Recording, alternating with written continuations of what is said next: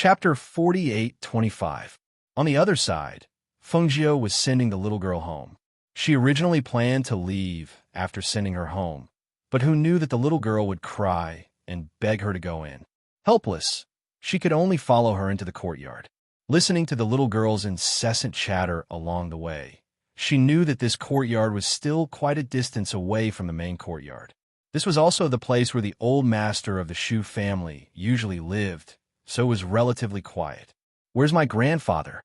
The little girl looked around but didn't see her grandfather's figure, so she grabbed a servant girl and asked. Replying to 11th young miss, third elder just came to ask the old master to go to the front. He just left not long ago. As the servant girl spoke, she lowered her head, not daring to look at the beautiful woman in red, then asked the small kitchen to make some delicious food for us and send it to the pavilion. She spoke with the appearance of a little adult, dutifully playing the role of a little host to entertain guests. "Yes," the servant girl replied, then retreated. Fengjiu sat in the pavilion, one hand supporting her cheek as she watched. She felt that although this little girl was young, she was quite good at doing things. It was just that sometimes she would say some idioms wrongly.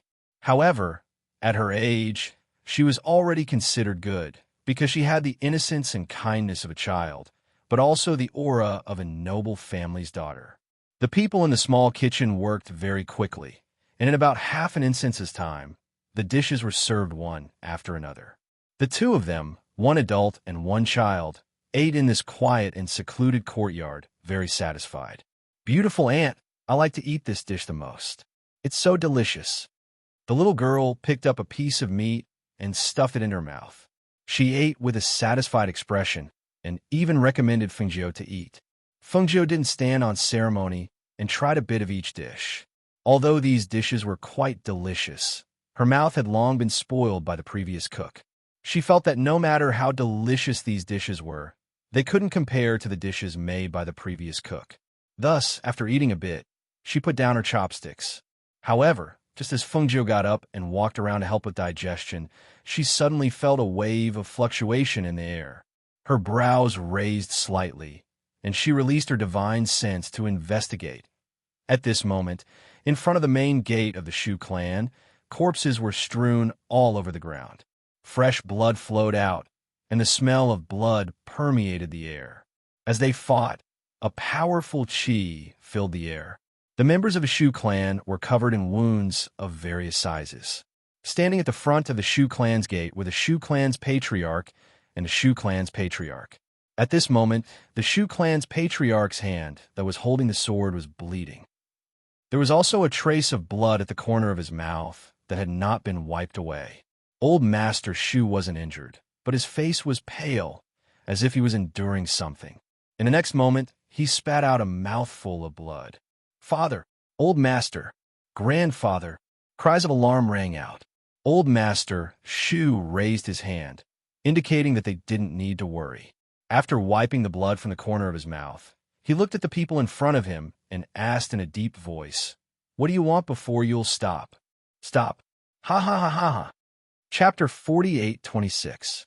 Hearing this, the faces of the Shu family members turned ugly. Especially at this time, an elder stepped forward and whispered into the ears of Patriarch Shu and Patriarch Shu. When the aristocratic families in the city heard that we were in trouble, they all said that their ancestors were either absent or in closed-door cultivation and were unwilling to help. Hearing this, the two of them felt their hearts sink. There were only 4 people on the other side, but they were all extremely strong cultivators. With the Shu family's strength, they might be able to fight 1 or 2 of them, but against 4, they had no chance of winning. At this moment, in the rear courtyard, after Fengjiu's divine sense probed the situation in front, she turned to look at the little girl who was still lying on the table and eating meat. She couldn't help but shake her head and reveal a helpless smile. How did she end up encountering the Shu family's troubles the moment she stepped out of the door and into the Shu family's residence? She clasped her hands behind her back and walked around the courtyard. Looking at the fresh flowers planted in the courtyard, she reached out to pluck one and played with it. "Xinr," she called out to the little girl in the pavilion. "Beautiful aunt, what's the matter?" Hearing Fengjiu call her, She quickly put down her chopsticks and took a big gulp of the soup in her bowl. Only then did she jog over. Fengjiu glanced at her and smiled. I have a contracted beast. My child used to love riding it everywhere. Do you want to ride it? Can I?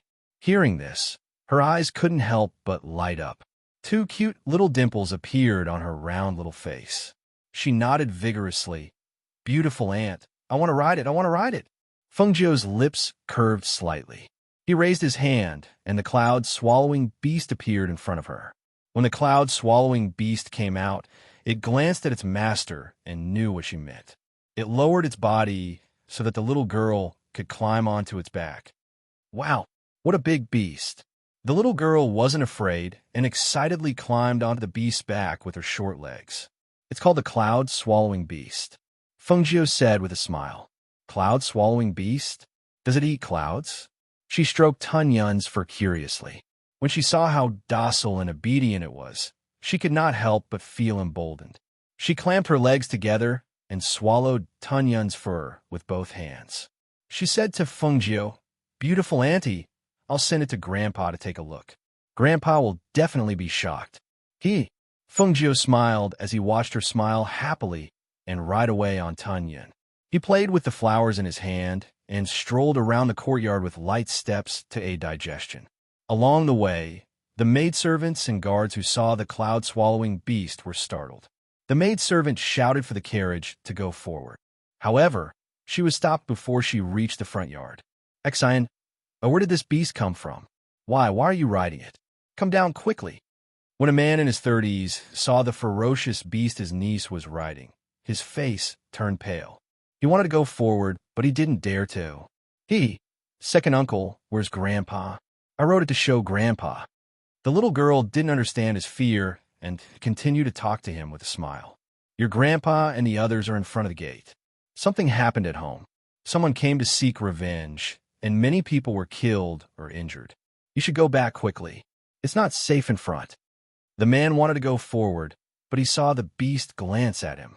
He couldn't help but freeze in place, unable to move. Chapter 48:27. It wasn't here to let the little girl ride it for fun.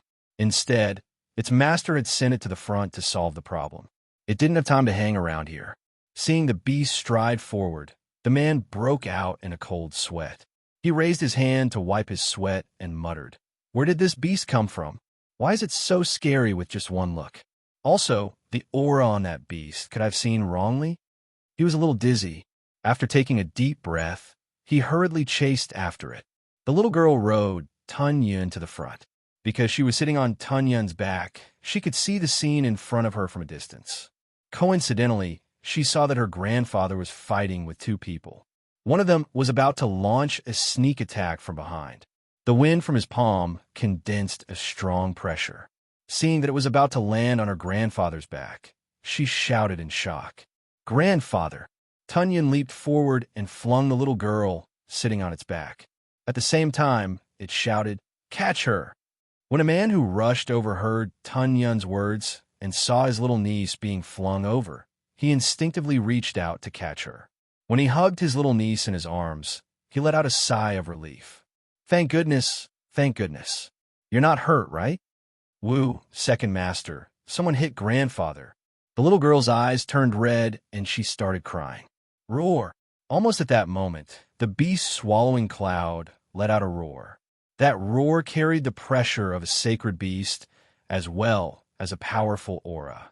Almost at the same time, the three people who were fighting were startled and instinctively looked towards the direction where the roar came from. What they saw was an awe-inspiring, sacred beast pouncing towards them. Its aura was ferocious, and it carried with it a shocking, bloodthirsty, killing intent.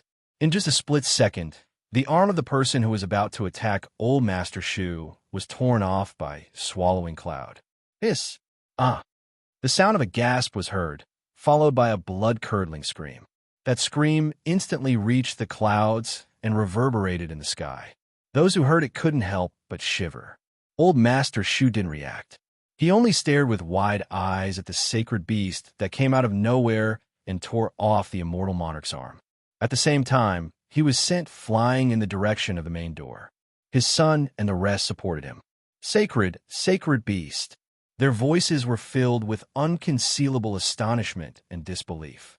Obviously, none of them had expected that a sacred beast would suddenly appear in the Shu clan. Furthermore, this sacred beast's battle prowess was so strong. Almost at that instant, other than the immortal monarch whose arm had been torn off, who couldn't dodge in time, the other three quickly retreated. However, the immortal monarch whose arm had been torn off wasn't so lucky. He couldn't dodge in time and was bitten by Tunyon. Tunyon then slammed him to the ground. Tunyon stomped on his body, and the sound of bones breaking could be heard. Faintly, it was as if his inner core had shattered into pieces at this moment, producing a slight cracking sound. Save me. That person lay on the ground and looked in the direction of the other three people. As he spoke, blood flowed out of his mouth. Hiss. Chapter 48:28. Forget about the powerful cultivators. Even the people from a Shu family were shocked by the sudden appearance of the sacred beast. The Shu family did not have a sacred beast, so where had this sacred beast come from? Tunyon stepped on the man who had fallen to the ground. His bloodthirsty eyes stared at the three people who had been stunned in front of him. A low and vicious voice sounded from his mouth. If you want to be impudent, you should know whose territory this is. Get lost. As soon as it finished speaking, it kicked the person on the ground in the direction of the three people. The three people instinctively stretched out their hands to catch the person who was spitting out blood. One of them helped the person to the two people next to him, then looked at Tunyon, suppressing the fear in his heart, and asked, "Whose contracted beast are you? Who is your master?" Tunyon did not answer his question. Instead, it let out a furious roar. It lowered its body and charged forward, pouncing towards them. Its sharp claws drew a few streaks of sharp air currents in the air. Its ferocious aura shocked them so much that they did not dare to stay any longer. They hurriedly fled. They escaped just like that. The crowd stared in shock at the few people who had escaped. For a moment, they could not help but stare blankly. It was only until a young and anxious voice rang out that everyone regained their senses. Grandfather, how are you? Are you hurt?" The little girl squeezed her way to the front from the back, tugging on his sleeve and looking at him worriedly with her round little face.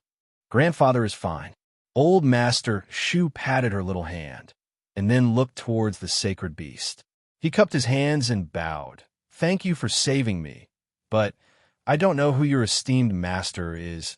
Tunyon walked over, glanced at the little girl, then walked into the Shu family residence. When the crowd saw this, they could not help but be stunned. "Grandfather, that is the beautiful ant's contracted beast."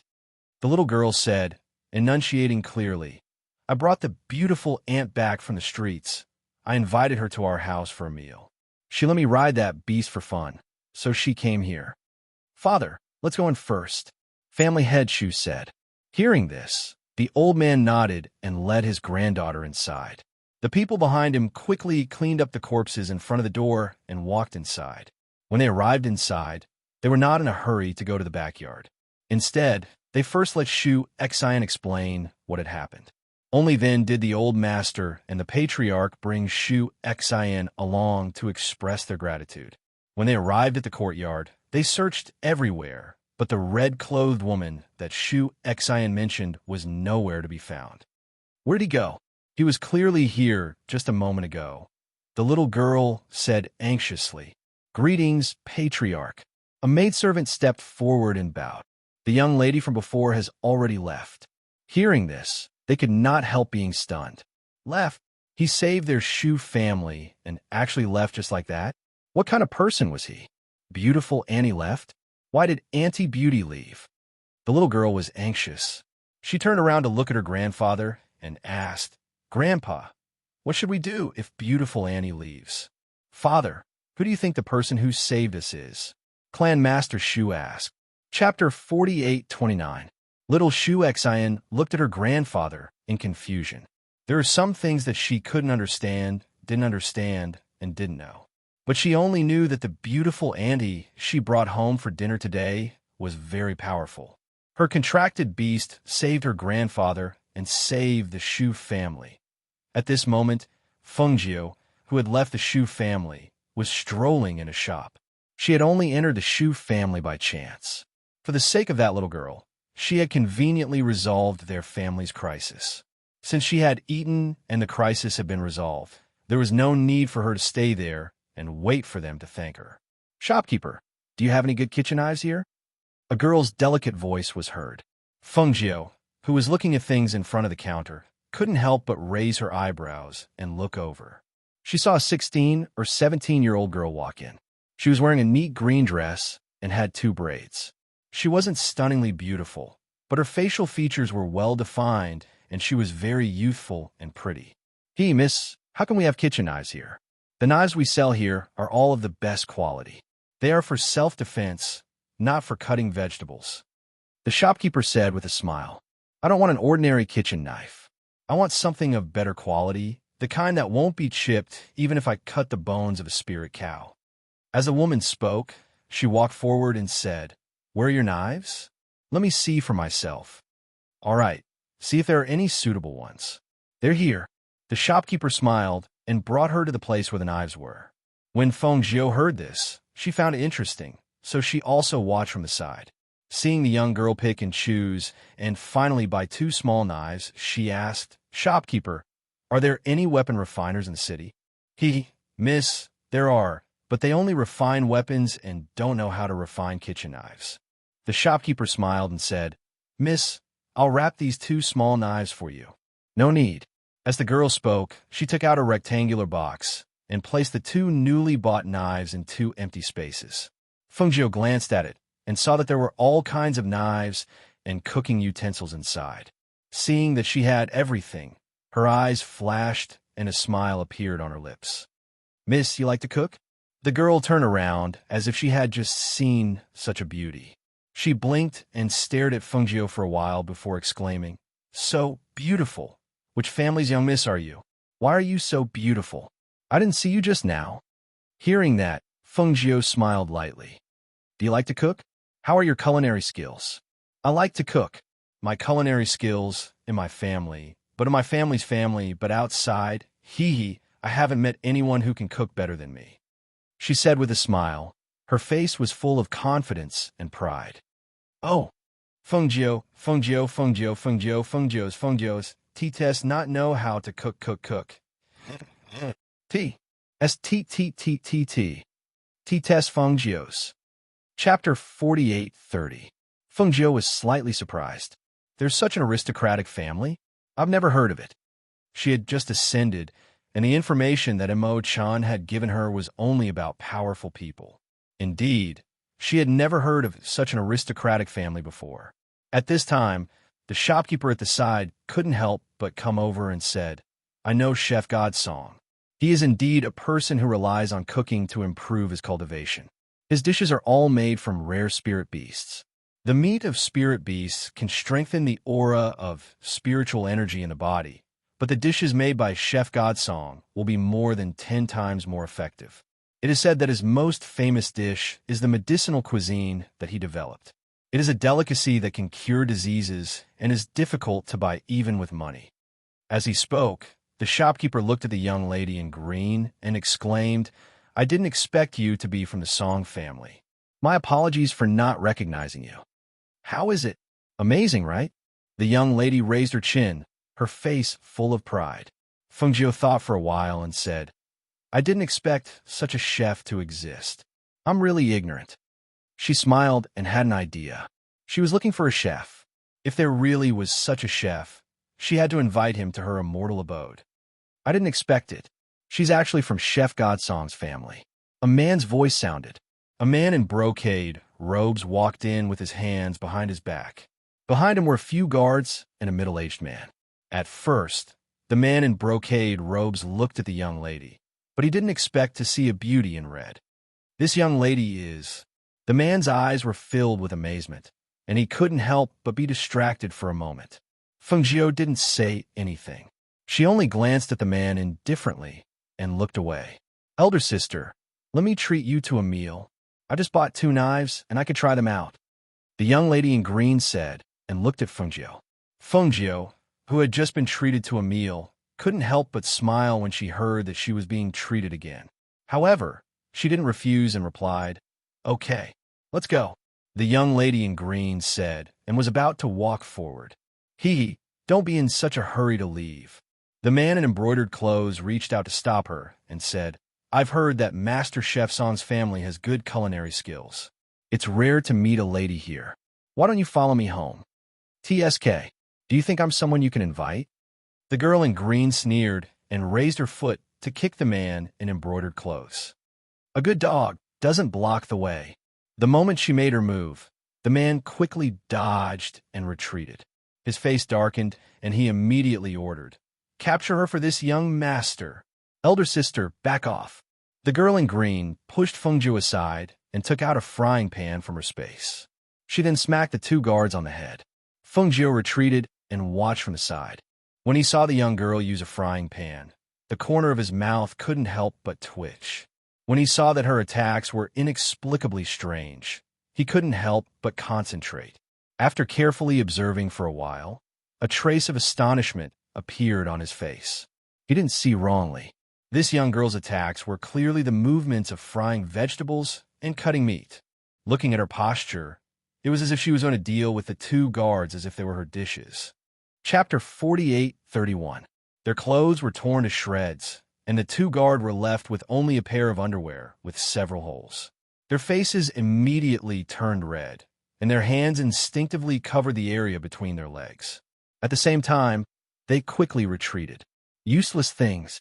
The brocade-robed man was furious and said to the middle-aged man beside him, "Take her down." "Yes." The middle-aged man responded and instantly attacked the girl in green. Fengjiu looked at the girl in green. Her skills were not bad.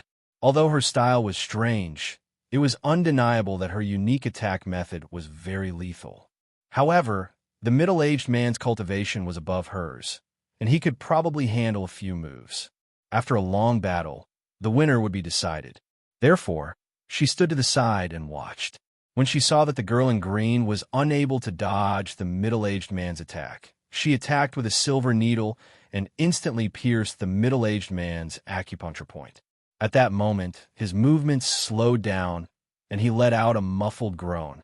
He instinctively wanted to retreat, but the girl in green had already reacted and slammed the frying pan with all her might. Bang! Pooh! The bottom of the frying pan directly hit the middle-aged man's face, and the force was so great that he was sent flying. Blood spurted out of his mouth, and the middle-aged man fell to the ground. In an instant, shock and fear flashed across his eyes, and he couldn't help but look at Fengjiu. "Damn it! You just wait!" The brocade-robed man shouted angrily. Seeing that the girl in green was so fierce, he didn't dare to fight, and instead prepared to escape. However, at this moment, Fengjiu reached out and flicked a silver needle, which pierced one of the man's acupuncture points. The man's legs went soft, and he fell forward, rolling and crawling out of the shop. "You dare to have ideas about this great aunt, and you didn't even ask if my frying pan agreed." The girl in green snorted and hurriedly checked the bottom of her frying pan. Seeing that it was still fine, she couldn't help but grin. "The quality of my brother's frying pan is good." Fengjiu couldn't help but chuckle when he heard this. He walked over and looked at her. "I didn't expect you to be so skilled.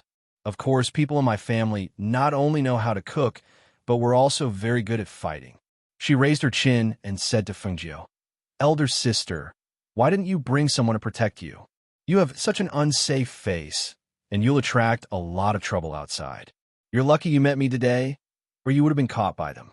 Let me tell you, there aren't many good young masters from aristocratic families. They all use their family's power and do evil, especially when they see a beautiful woman."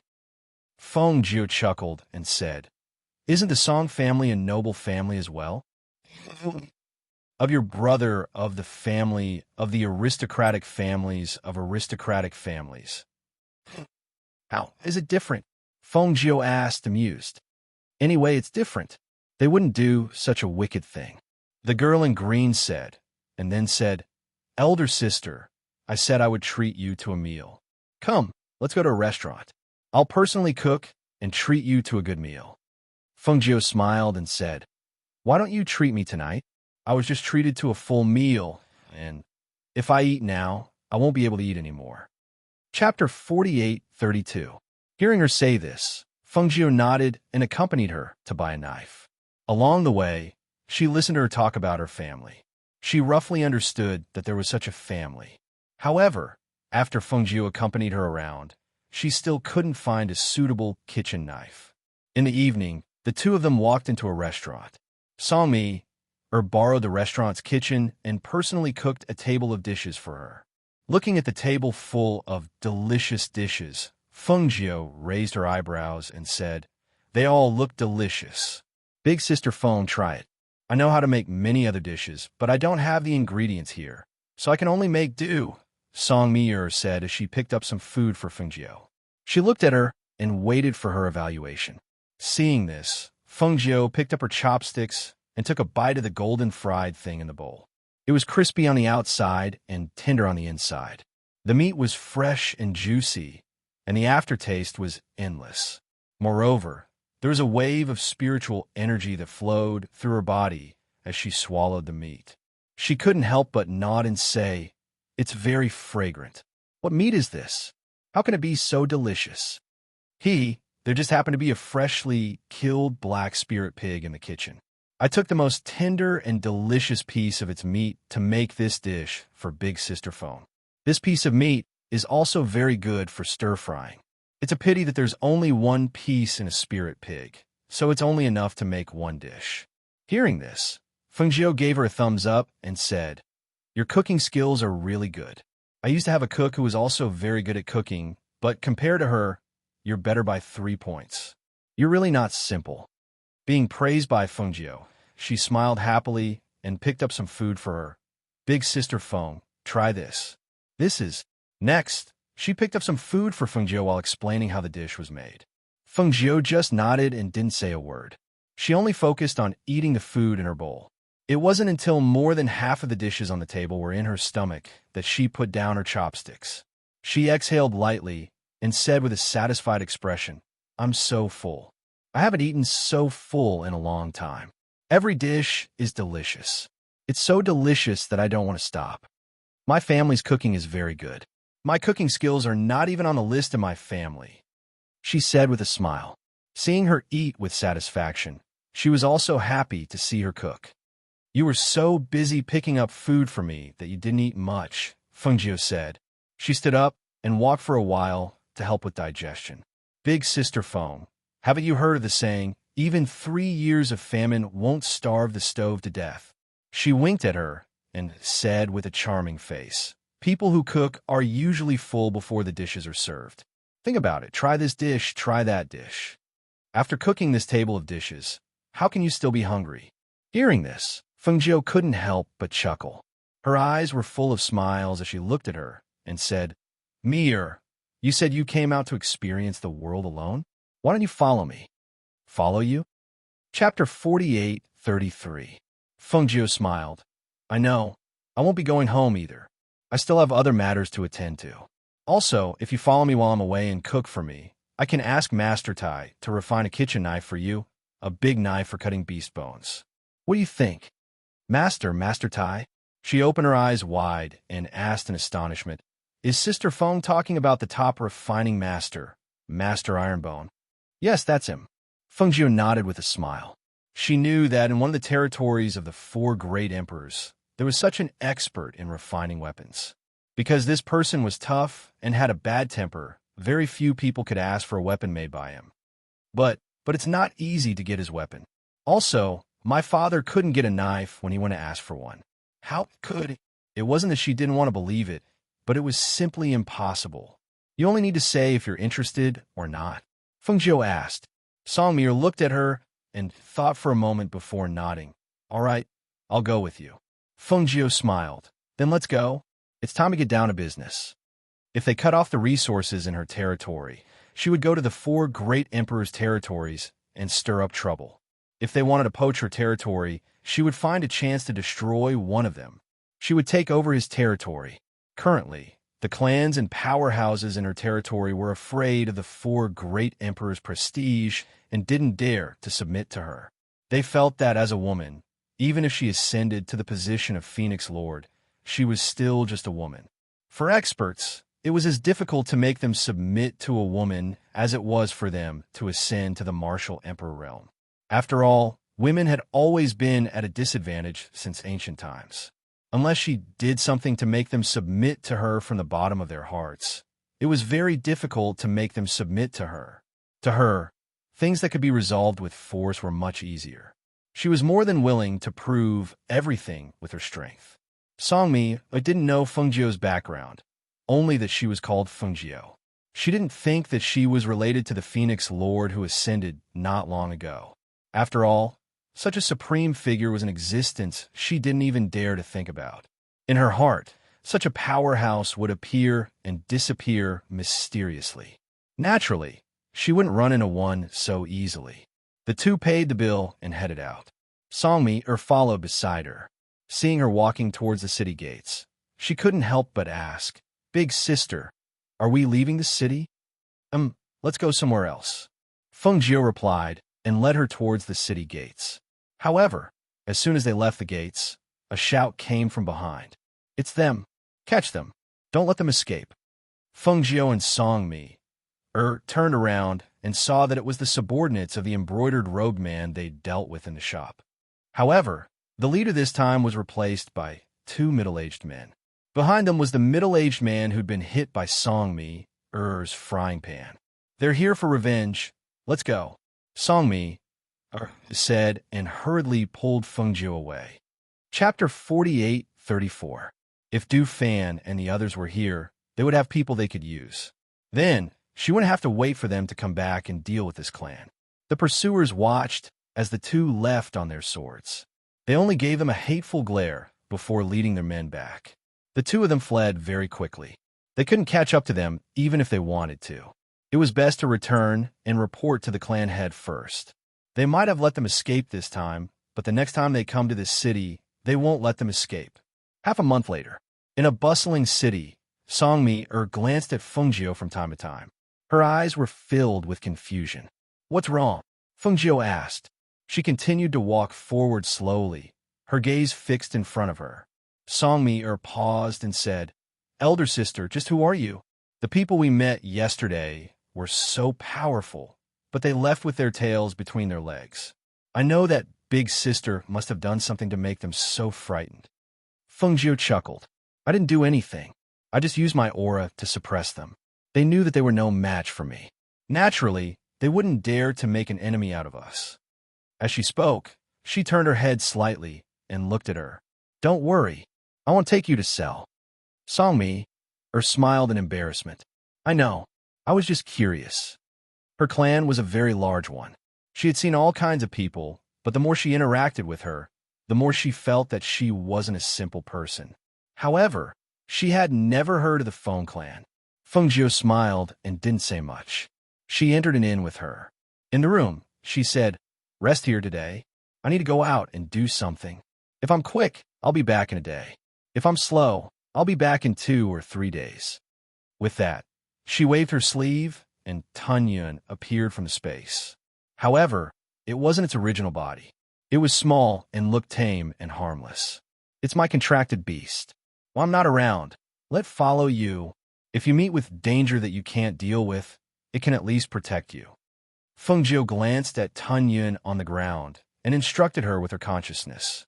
Wow, what a cute little beast. After all, she was a young girl. Seeing such a cute little pet, her eyes couldn't help but light up.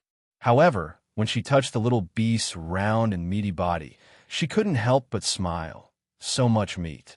The meat of this little beast should be very fresh and delicious.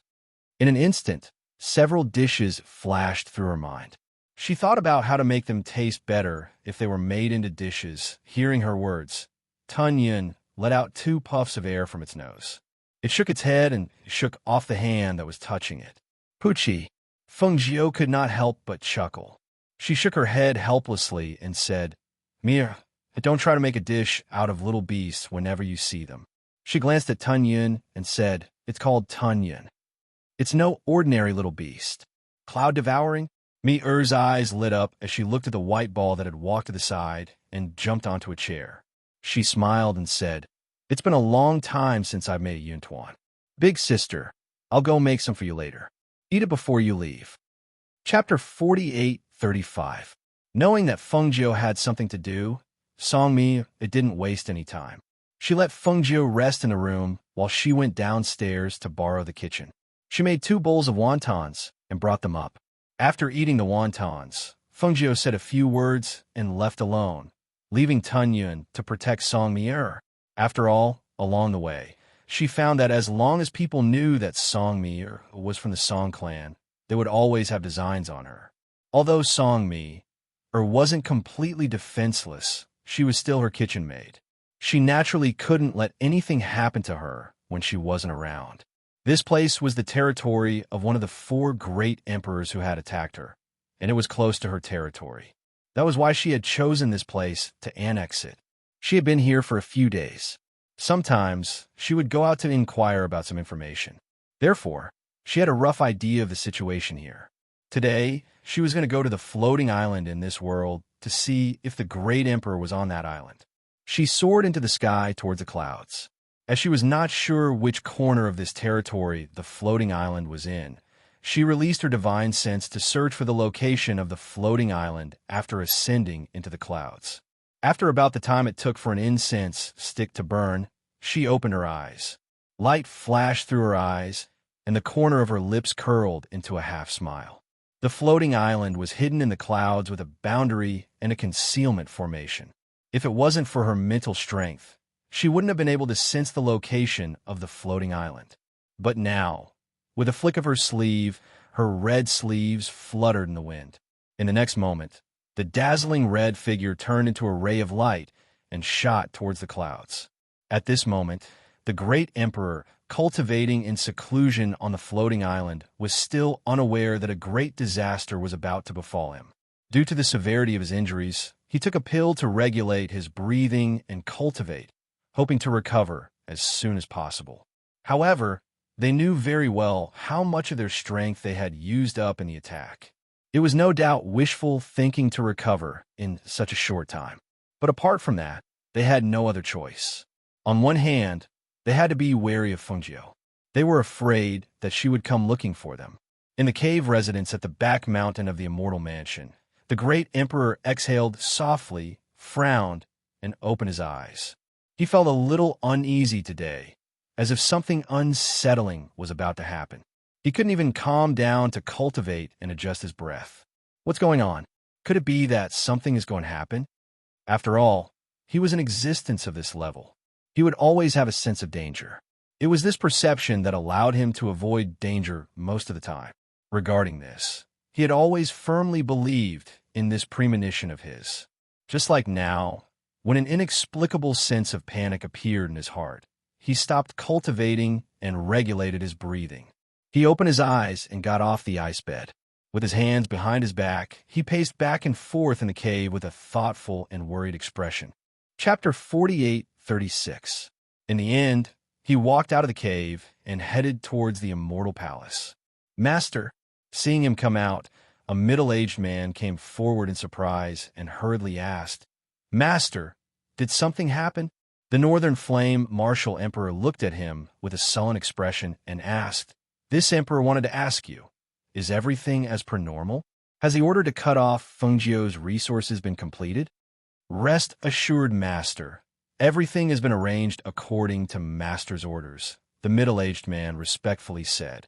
Hearing this, his tightly knitted brows didn't loosen. Instead, he said, "Take some people to patrol around. I feel a bit uneasy today, so it's better to be careful." "Yes," the middle-aged man replied. The middle-aged man responded. However, just as his voice fell, there was a loud bang in the air. It was as if the barrier had been broken. As the loud sound spread, the air also fluctuated along with the airflow. Almost at the same time, the Northern Flame Martial Emperor's expression changed and became gloomy. "Damn it!"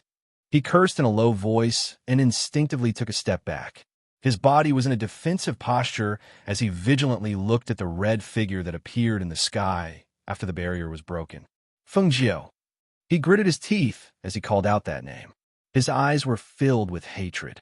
Even though he wanted to kill her 1,000 times, he knew that his injuries hadn't healed, and he wasn't a match for Fengjiu. Hearing this, the middle-aged man's heart trembled, and he looked at the red figure. He saw the red figure fly over with her hands behind her back. Her red clothes fluttered in the wind, and her ink-black hair danced in the wind. Her peerless face was filled with coldness.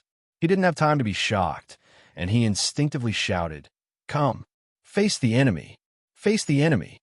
His voice contained spirit force and a trace of panic as it echoed in the air. As soon as his voice rang out, dozens of cultivators dressed in tight robes quickly appeared, brandishing their long swords as they attacked the red figure. Unfortunately, the difference in strength between them and Fengjiu wasn't just a little bit. With Fengjiu's current strength, only the Northern Flame Grand Emperor, who was similarly at the Emperor realm, could fight her. The others couldn't even withstand a single blow from her. Fengjiu glanced at those people and waved her hand. At the same time, she shouted, "Scram!" A powerful and terrifying pressure that was visible to the naked eye came out of her sleeve and hit the dozens of cultivators like a wave. The powerful pressure was accompanied by the pressure of an ancient divine beast and her own strength. As soon as it came out, the dozens of cultivators screamed and were sent flying. They fell to the ground messily and spat out blood. They couldn't stand up for a long time. Seeing this, the middle-aged man's expression changed, and he couldn't help but look at the Northern Flame Martial Emperor. He immediately said, "Master, you haven't recovered from your injuries yet. If you fight her, you will definitely be at a disadvantage. Why don't we avoid this crisis for now and wait until Master recovers?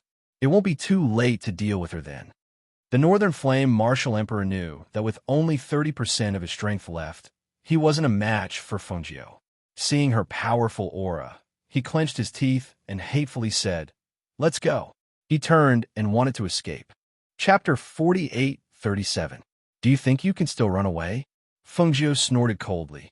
Her red figure stood in the air as she formed an ancient seal with her hands. As her hands moved, visible streams of spiritual energy rapidly interweaved into a net. Inescapable net set. With a clear shout, she pushed her hand forward, and a ray of light flew out. In an instant, the net on the ground and the net in the sky quickly connected, blocking the Northern Flame Emperor's escape route. Powerful streams of air interweaved into a net, and it quickly formed a huge net that blocked the way forward, trapping the Northern Flame Emperor. Seeing this scene, the Northern Flame Emperor turned around and stared at the red figure with a cold and sharp gaze. "Fengjiu, you better think carefully. If you really become enemies with this emperor today, it's not certain who will live and who will die." A cold and threatening voice sounded, and the aura of an expert burst forth at this moment. Even if he only had 30% of his strength left, he was unwilling to show any weakness. "What a joke!" Fengjiu sneered, and her cold eyes fell on the Northern Flame Emperor. She said, "From the moment you became enemies with me and tried to kill me, you and I have been on opposing sides. Do you think it's possible to stop now?" She stretched out her hand, and the Qing Feng sword, which glowed with a cold green light, appeared in her hand. She pointed the long sword downwards, and sword force shot out. She also released a powerful pressure from her body. "You're a great emperor, after all. How are you different from a mouse if you run away with your tail between your legs?" Her eyes were filled with contempt and disdain, and the contempt in her eyes completely infuriated the Northern Flame Emperor. "Impudent!" A furious roar rang out. When the great emperor was enraged, the aura in the air seemed to tremble. The middle-aged man beside him could not withstand the powerful pressure. He only felt the blood and qi in his body churning. In the next moment, he spat out a mouthful of blood.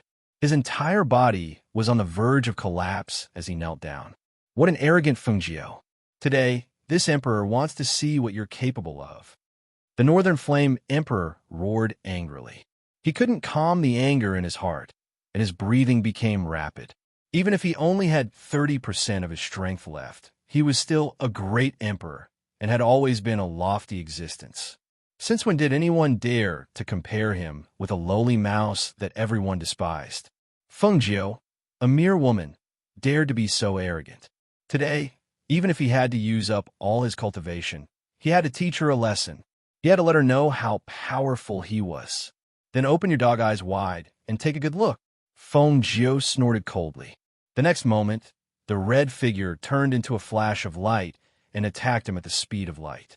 The Qingfeng sword in his hand surged with a biting cold sword qi, revealing a terrifying murderous aura. "You're courting death." Hearing her words, the Northern Flame Emperor felt a mouthful of blood rush up to his throat. He tasted blood in his mouth, but he forcefully swallowed it back down. Seeing Fengjiu's murderous aura rush over, he moved his hand, and a double-edged halberd appeared in his hand. As he swung it, there was a sharp whoosh. Clang. Chapter 48:38. Both of them released their powerful auras, forming a protective shield to protect their bodies from the other's sword aura and saber aura. The two of them were only about 3 steps away from each other due to the clash of sword and halberd. Because of this, he could clearly feel the powerful aura released by Fengjiu. If he wasn't injured, he might have been able to put up a fight. But now, after a long battle, he would definitely lose. Thinking of this, he didn't show it on his face, but he was secretly anxious. He quickly thought of a way to deal with this. Fengjiu wouldn't give him the chance in time. Her sword was blocked by his halberd and couldn't pierce through. Both weapons were extraordinary, and the aura emitted from them was extremely sharp. Looking at the sweat on the Northern Flame Emperor's forehead, her eyes flashed and her lips curled into a faint smile. I didn't expect the great Northern Flame Emperor to be so weak. As soon as her mocking voice fell, the hand holding the green-edged sword instantly turned, and the long sword slid past the opponent's halberd. Then, with a sudden turn, the tip of the sword avoided the opponent's halberd, and with a speed that was too fast for the ears to cover, it pierced towards his throat. The Northern Flame Emperor was startled by the cold, killing intent, and he quickly raised his halberd to block it. However, in the next instant, the sword that had been aimed at his throat, which he had blocked, suddenly changed direction and pierced into his shoulder. The sharp blade pierced his shoulder, but it brought with it a searing pain that was as hot as a flame. The pain penetrated his mouth and seeped into his bones and blood. His hand that was holding the halberd couldn't help but tremble for a moment. When he couldn't react in time, he gave Feng Nine a chance to strike again. Whoosh! She pulled out her sword from her shoulder and slashed at his arm. Her speed was so fast that it was hard for anyone to react to it. When she pulled out her sword, a column of blood gushed out from the Northern Flame Emperor's shoulder. When the sword slashed down, a piece of flesh flew out along with it. In an instant, a scream of agony rang out. That scream echoed in the air. What came into view was the Northern Flame Great Emperor's pale and panicked face, his body covered in blood, and his trembling arm hanging by his side. At that moment, he only felt darkness in front of his eyes, and his mind went blank for a moment. The fierce, murderous aura that hit him in the face made him quickly retreat without thinking. His figure jumped out of the sky more than 10 meters away, and only then did he gasp for breath. Large beads of sweat dripped from his forehead. He was like a fish that had been washed ashore by the waves and was on the verge of death. His mouth was wide open as he gasped for air. His heart was beating fast. Fear, terror, and shock occupied his entire heart. Fengjiu looked at him and curled her lips. She spoke in a clear voice that was neither fast nor slow. If it was an ordinary person, that move just now would have killed them on the spot. However, just as you said, you are a great emperor. If you can't even dodge that move, then wouldn't you be living up to your reputation? It's just that you won't be so lucky next time. At this moment, her voice sounded like the voice of the King of Hell in his ears. He hadn't recovered from his injuries yet. Even 30% of his strength couldn't support him in a long battle. Perhaps it was because he had fought with her before, but at this moment, the only thought in his mind was to run for his life. Chapter 48:39. Trying to escape? Fengjiu sneered. Looking at his expression, she knew that he was looking for a chance to escape. She sneered and glanced at the inescapable net that she had set up. I have modified this inescapable net. Even if there is a treasure that can escape, it will not be able to escape from this inescapable net. Today, you will not be able to escape from me." Hearing her words, the Northern Flame Emperor's heart sank. He had wanted to find a way to escape from this inescapable net. He did not expect her to discover his intentions. However, he did not believe that he would not be able to escape from this place. "Red Tiger, come out," he shouted. As soon as his voice fell, a flame flashed, and a majestic flying tiger with a pair of wings soared into the sky. The tiger roared, and the aura in the air shook for a moment. Roar! As the tiger roared, a strong air current spread. It flashed its claws and glared at Fengjiu. It flapped its wings and stared warily at Fengjiu. There was no other reason than the fact that it could feel the powerful aura of an ancient divine beast from this human woman's body. Even though it was a sacred beast, it was still no match for the might of an ancient sacred beast. Now that it had come out from the space, it did not dare to go forward. On the contrary, it took a step back in fear and let out a low howl. This human, it was afraid of her. Seeing his contracted beast take a step back after coming out, the Northern Flame Emperor felt very aggrieved. But he also knew that Fengjiu's contracted beast was the ancient mythical beast Fire Phoenix. His mythical beast was no match for it. Therefore, he didn't plan to let his contract beast come out to deal with Feng 9. Instead, he wanted to find the weakest point of this inescapable net and break through it while he was barely holding on. That way, it would have a chance to escape. Go! Find the weakest point of the Heavenly Network's escape route. He roared and ordered his contracted beast to find a way to break the inescapable net. Even if it did not work, it should be able to weaken Fengjiu's inescapable net. At that time, even if he had to use up all his strength, he would definitely break through this damned, inescapable net. Fengjiu glanced at the sacred beast, then looked at the Northern Flame Emperor. She didn't give him a chance to catch his breath, and attacked with her Qing Feng sword again. This time, a flame appeared on the blade of her Qing Feng sword. It was like a fire dragon was coiling around the Qing Feng sword. The two figures fought back and forth. Most of the time, it was Fengjiu who attacked while the other party dodged. Because the Northern Flame Great Emperor couldn't keep up with Fengjiu's speed, more and more wounds appeared on his body. His robe had long been dyed red with blood. Fengjiu didn't kill him directly with her sword either. Instead, she cut open his body with every strike, as if she wanted him to experience pain and die. "Ah!" he screamed as Fengjiu stabbed his thigh. He fell from the sky and landed heavily on the ground. He spat out a mouthful of blood. "Fengjiu, if you want to kill me, just do it. Why do you have to cut me up?" The Northern Flame Emperor stared at her furiously. There were countless wounds on his body. Every wound was pierced by the cold sword aura and burned by the fire. It was as if the fire was burning his bones and blood. He was in so much pain that he wished he was dead. Fengjiu slowly descended from the sky. She pointed her sword to the ground and looked at the Northern Flame Emperor. Her beautiful face revealed a cold and bloodthirsty smile. Chapter 4840. The Northern Flame Emperor opened his mouth, but he could not say a word. When he had decided to take action against them, he had already expected this day to come. However, he did not expect this day to come so quickly. Furthermore, under such circumstances, he, a great emperor, had to suffer so much pain and torment. Regret? No. He only hated that he did not kill her when she was ascending. Instead, he gave her the chance to become an immortal and become his enemy.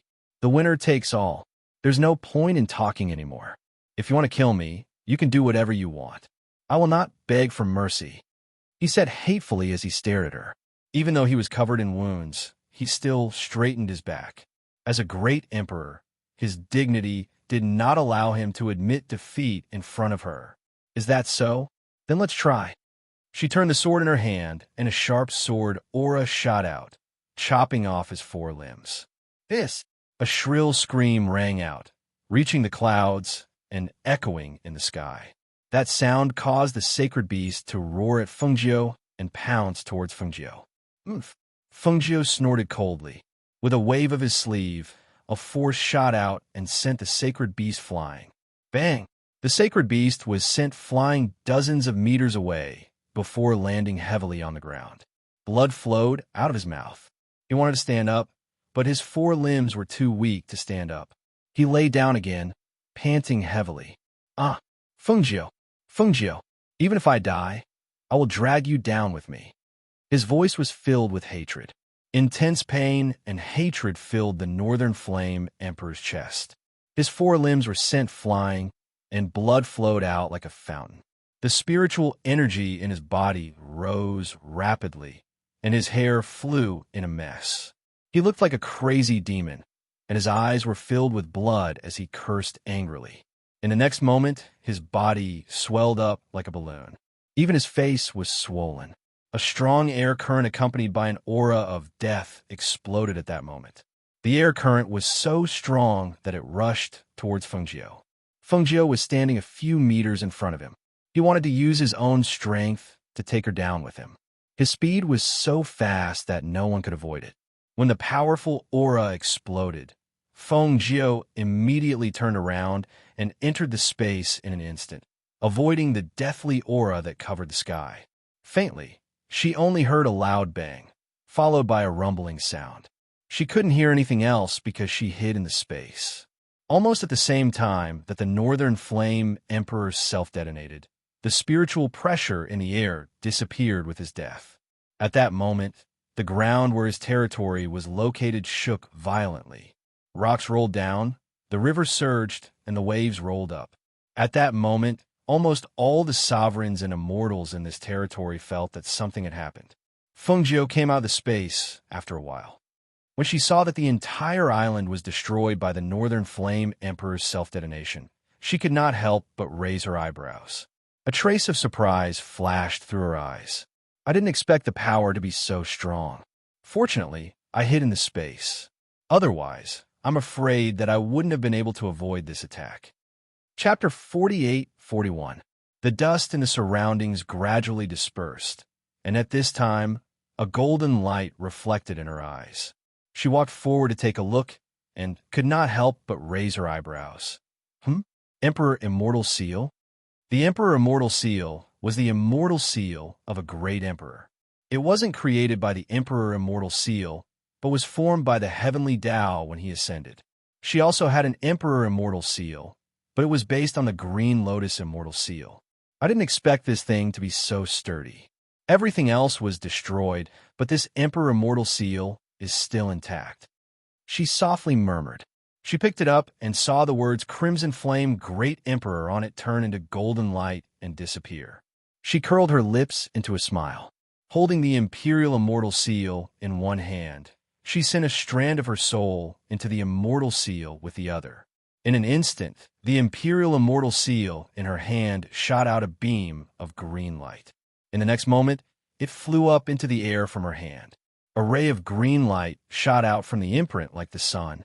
It turned into tens of thousands of strands and spread out in the sky. At the same time that the mental energy from before dissipated, it quickly interweaved into a mental energy net that spread throughout the world. The immortal monarchs and immortal elders, who sensed something was wrong and hurried to the immortal island of the Northern Flame Emperor, were stunned on their way there. They stared blankly at the wisps of cyan light in the sky. That is. One of the immortal elders widened his eyes in shock as he looked at the cyan light that was visible to the naked eye. New mental energy? How? How is this possible? Another immortal elder exclaimed. He watched in disbelief as the powerful spiritual net quickly intertwined and replaced the previous spiritual force. On the other side, the immortal elders who were also rushing to the Northern Flame Great Emperor's island stopped in the air and looked at the sky in shock. What the hell is going on? How could this be? An immortal lord asked in disbelief. Another immortal elder's face paled. Could it be that the Northern Flame Great Emperor died? Hearing this, another immortal elder sucked in a cold breath. He immediately retorted, "How is this possible?" That was the Northern Flame Emperor. He had a lifespan that was as long as the heavens and earth. So how could he possibly die? This is simply impossible. The face of the celestial old man who had spoken earlier was pale, and his body trembled. No one knew what he was thinking, but he muttered, even though he has the same lifespan as the world and has endless lifespan, what if he didn't die because of his lifespan, but was killed instead? As soon as he finished speaking, the group fell silent. In an instant, even the sound of breathing could be heard. They couldn't imagine, nor did they dare to imagine, that the powerful Northern Flame Great Emperor would be killed by someone. If he was truly killed by someone, how powerful would the person who killed him be? Originally, they were all rushing towards the Immortal Island, but now they were hesitating and panicking. If they went there now, they would probably run into the person who had killed the Northern Flame Great Emperor. At this moment, even if they didn't want to admit it, they had to. Only the death of the Northern Flame Great Emperor would disperse the spiritual energy in this world. Chapter 48-42. Who do you think it is? An immortal elder asked bitterly. An immortal master beside him shook his head. I don't know. The Northern Flame Great Emperor is so powerful. How could he be killed? Who has the ability to kill him? Killing a great emperor. This is not a joke. Who dares to do it? An immortal elder stroked his beard and pondered. I went to the Phoenix Master's territory a few days ago. The spiritual power there is similar to ours. Hiss. How is that possible? The Phoenix Master just ascended not long ago. She's a woman. How could she kill the Northern Flame Great Emperor? I don't believe it. The immortal master beside him said. He didn't believe that the Phoenix Master who just ascended not long ago did it. It's useless to say more. No matter who the new Great Emperor is, we should go and visit him. What do you think? An immortal elder said and looked at the others. They nodded and said, yes, no matter who this person is, he will be the emperor of our territory in the future. No matter what, we have to pay him a visit. Moreover, not only have we sensed it, I believe the other immortal monarchs and immortal elders have sensed it as well. They will definitely pay him a visit. They looked at each other and said, if we don't go now, when are we going? Let's go. With that, they turned into a few streaks of light and flew up into the sky. At this moment, Fengjiu looked at the square, immortal seal. She rearranged her spiritual power, and it slowly fell back into her hand. She played with it for a while and put it into her space. Then, she looked at the Immortal Island. Everything on the Immortal Island had been destroyed. Even the mountains could be said to be flattened. With her current strength, it wasn't difficult for her to use an immortal technique to restore it. However, she was thinking about what to do with the Immortal Island. She had a large Immortal Island of her own. There was almost nothing on it. She naturally couldn't abandon her own Immortal Island and come here to live. It's too wasteful to leave it here. After all, this is a gift from the Heavenly Tao. It's surrounded by immortal qi. It's not comparable to an ordinary place. She murmured softly. After thinking for a bit, she finally decided to move this Immortal Island to her Immortal Island and merge them together to expand her territory. All right, let's do that. A look of satisfaction flashed across her eyes. Just as she was about to cast an immortal spell to restore this place, she sensed someone approaching. She closed her eyes and released her divine perception to scan the area. She saw that it wasn't just one or two people who had come. Instead, it was the immortal lords and immortal elders of this territory, as well as some experts from other places. Her eyes flashed slightly, and her red figure turned and soared into the air, standing with her hand behind her back. As soon as those immortal monarchs and immortal elders arrived outside the island, they noticed the red figure that stood in midair from afar. Practically all of them were stunned when they saw her, and their faces were covered in astonishment and shock. They couldn't even conceal it. When they came, they had already guessed who this person was. Even if someone said that it was the Phoenix Master who had just ascended not long ago, they did not really believe it in their hearts. However, at this moment, when they saw the red figure standing in the air and looking down at them from above, their hearts suddenly trembled.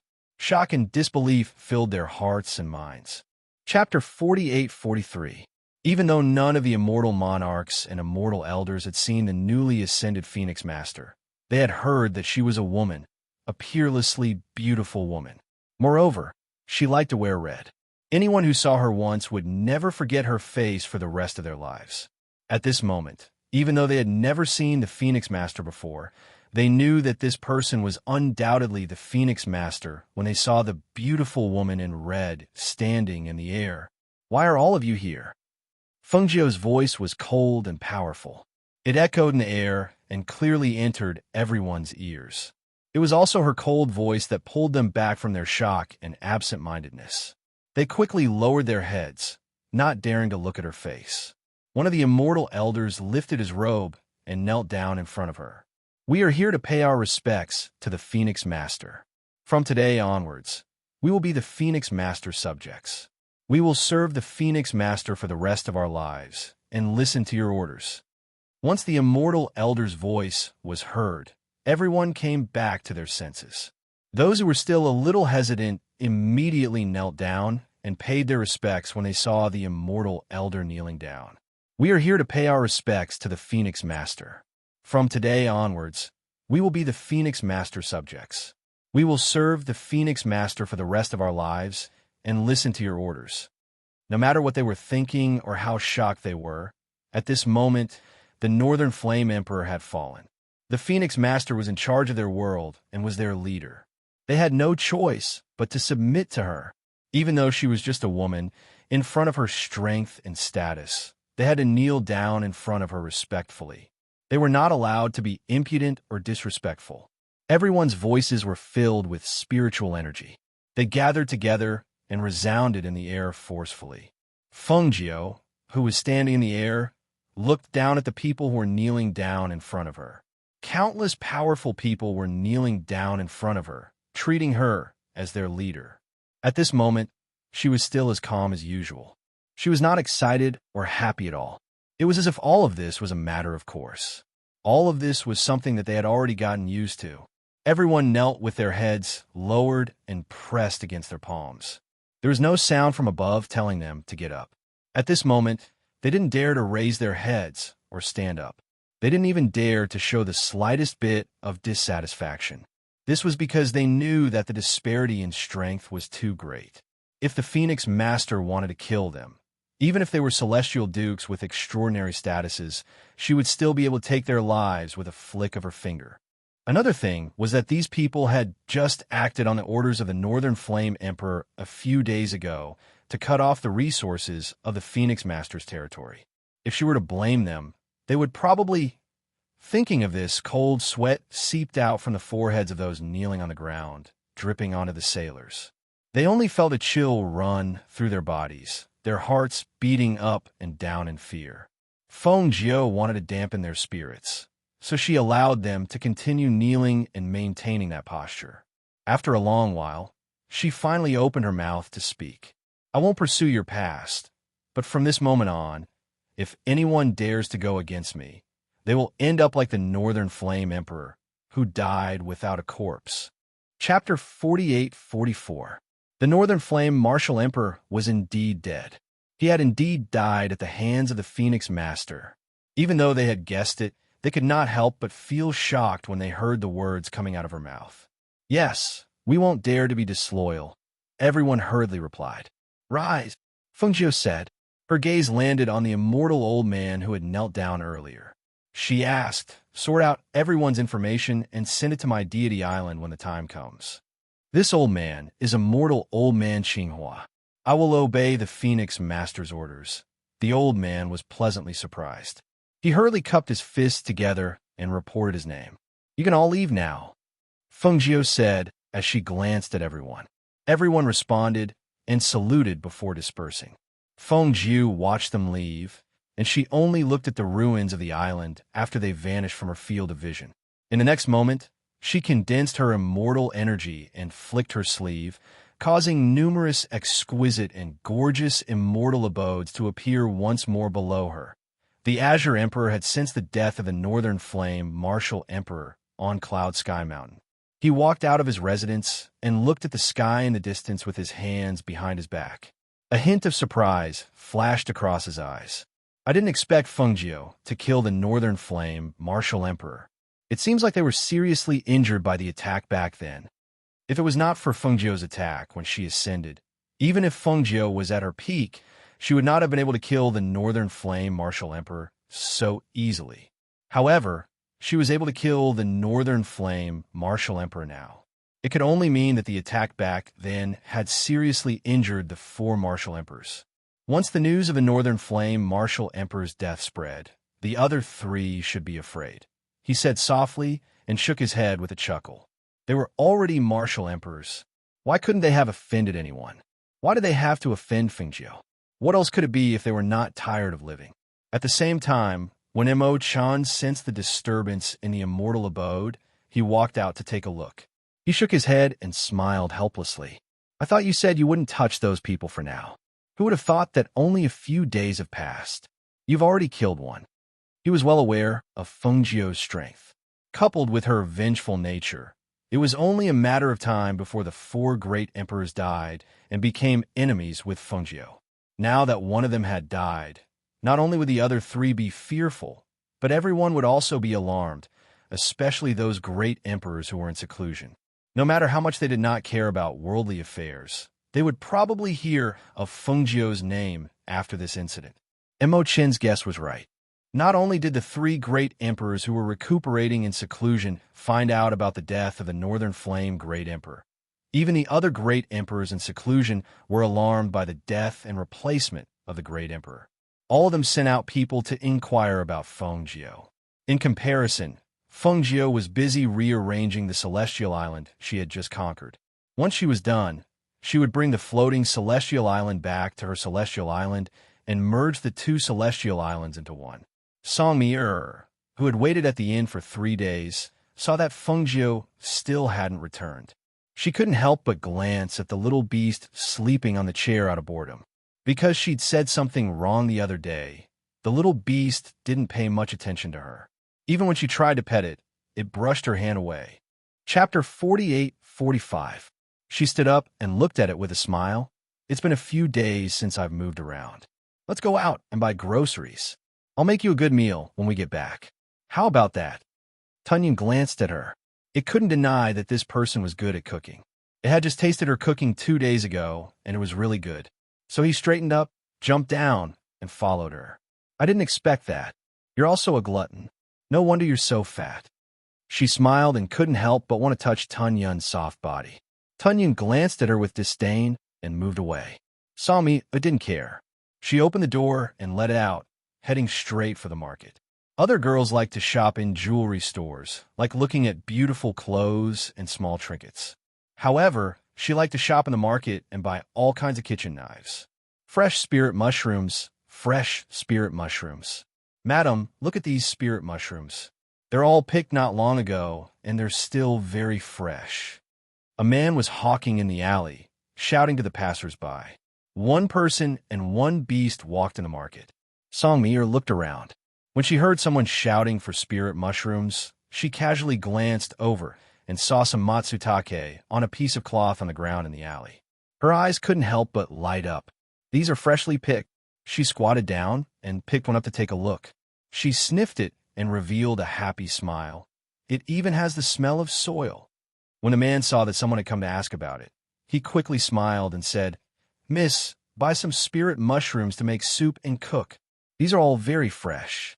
They're freshly picked not long ago, and they're very fresh. And the price isn't expensive." "How much is this?" Songmi asked. 10 gold coins per caddy. If you buy more, I'll give you a discount. How about it? The man looked at her and asked. When she heard the price, Songmi couldn't help but widen her eyes. She looked at him in astonishment. 10 gold coins per caddy? Seeing her expression, the man thought that she thought it was too expensive, so he hurriedly said, "Miss, the taste of this spirit mushroom is very fresh. It's different from ordinary spirit mushrooms, and it's very difficult to find. How about this? If you think it's expensive, I'll charge you 8 gold coins per caddy. Buy a caddy and try it. If you think it's delicious, then come back and buy it from me." "Good, straightforward. Pack them all up, I want them all." Her eyes lit up as she waved her hand and stared at the spirit mushrooms in the man's mouth. This was actually an extremely precious spirit pine mushroom. She had once eaten the dishes her father made with this spirit pine mushroom at home. She still remembered it to this day. However, this thing was very difficult to find and very few people knew about it. Even if they encountered it, they would only treat it as an ordinary mushroom. Hearing this, the man was delighted and hurriedly said, "Good, good, good. I just happen to have 10.5 genes left. Take it as 10 genes, and I'll give it all to you." Songmi straightforwardly took out the money and directly gave him 200 gold coins. She asked, "Big brother, keep this money well. By the way, I want to ask, where did you pick these spirit mushrooms?" When the man saw that she gave so much, he paused for a moment before saying, "I picked them in Hualin Mountain. There's a mix of Huashan pine and oak trees there." "Thank you, big brother." Songmi smiled and thanked him. Just as she was about to take the spirit mushrooms, she heard a voice. Chapter 48-46. At the same time, a pair of big hands suddenly came forward and snatched the bag of things that had been wrapped up. Seeing that the thing she bought was snatched away, Songmi immediately rushed forward to snatch it back. However, the middle-aged man holding the bag quickly retreated. At the same time, he opened the bag and revealed a pleasantly surprised smile. "It really is this thing." He took out a money bag and threw it to the man. "I'll buy this thing." The man was stunned. He looked at the money bag in front of him, then looked at Songmi, then said apologetically to the middle-aged man, "Sir, the spirit mushroom has been sold to this lady." "Is that so? Then this money is mine." The middle-aged man looked at Songmi and turned to leave with the bag. "Give it back to me." Songmi was furious. She took out a kitchen knife from somewhere and slashed forward. A sharp wind came from behind. The middle-aged man was shocked and instinctively dodged. He saw the kitchen knife fly past him and stab into the ground in front of him. "Give it back to me. Otherwise, don't even think about leaving." Songmi shouted and went forward to grab the bag in the middle-aged man's hand. "You dare to snatch something from me? You're courting death." The middle-aged man snorted and retreated. At the same time, two men in black clothes came out from the shadows and blocked Songmi's attack. "You actually have helpers."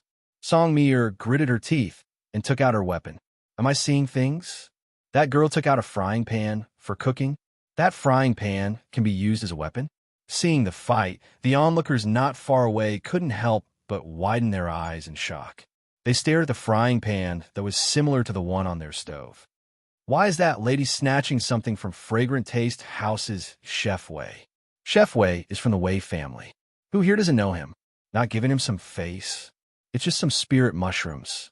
It's not like it's a big deal. Is it worth offending Chef Wei? "Don't run. Give it back to me," Songmi shouted. Seeing the middle-aged man take her spirit mushroom and turn to leave, she couldn't help but panic. Tun Yun, who was ignored because he was a small pet, glanced at Songmi.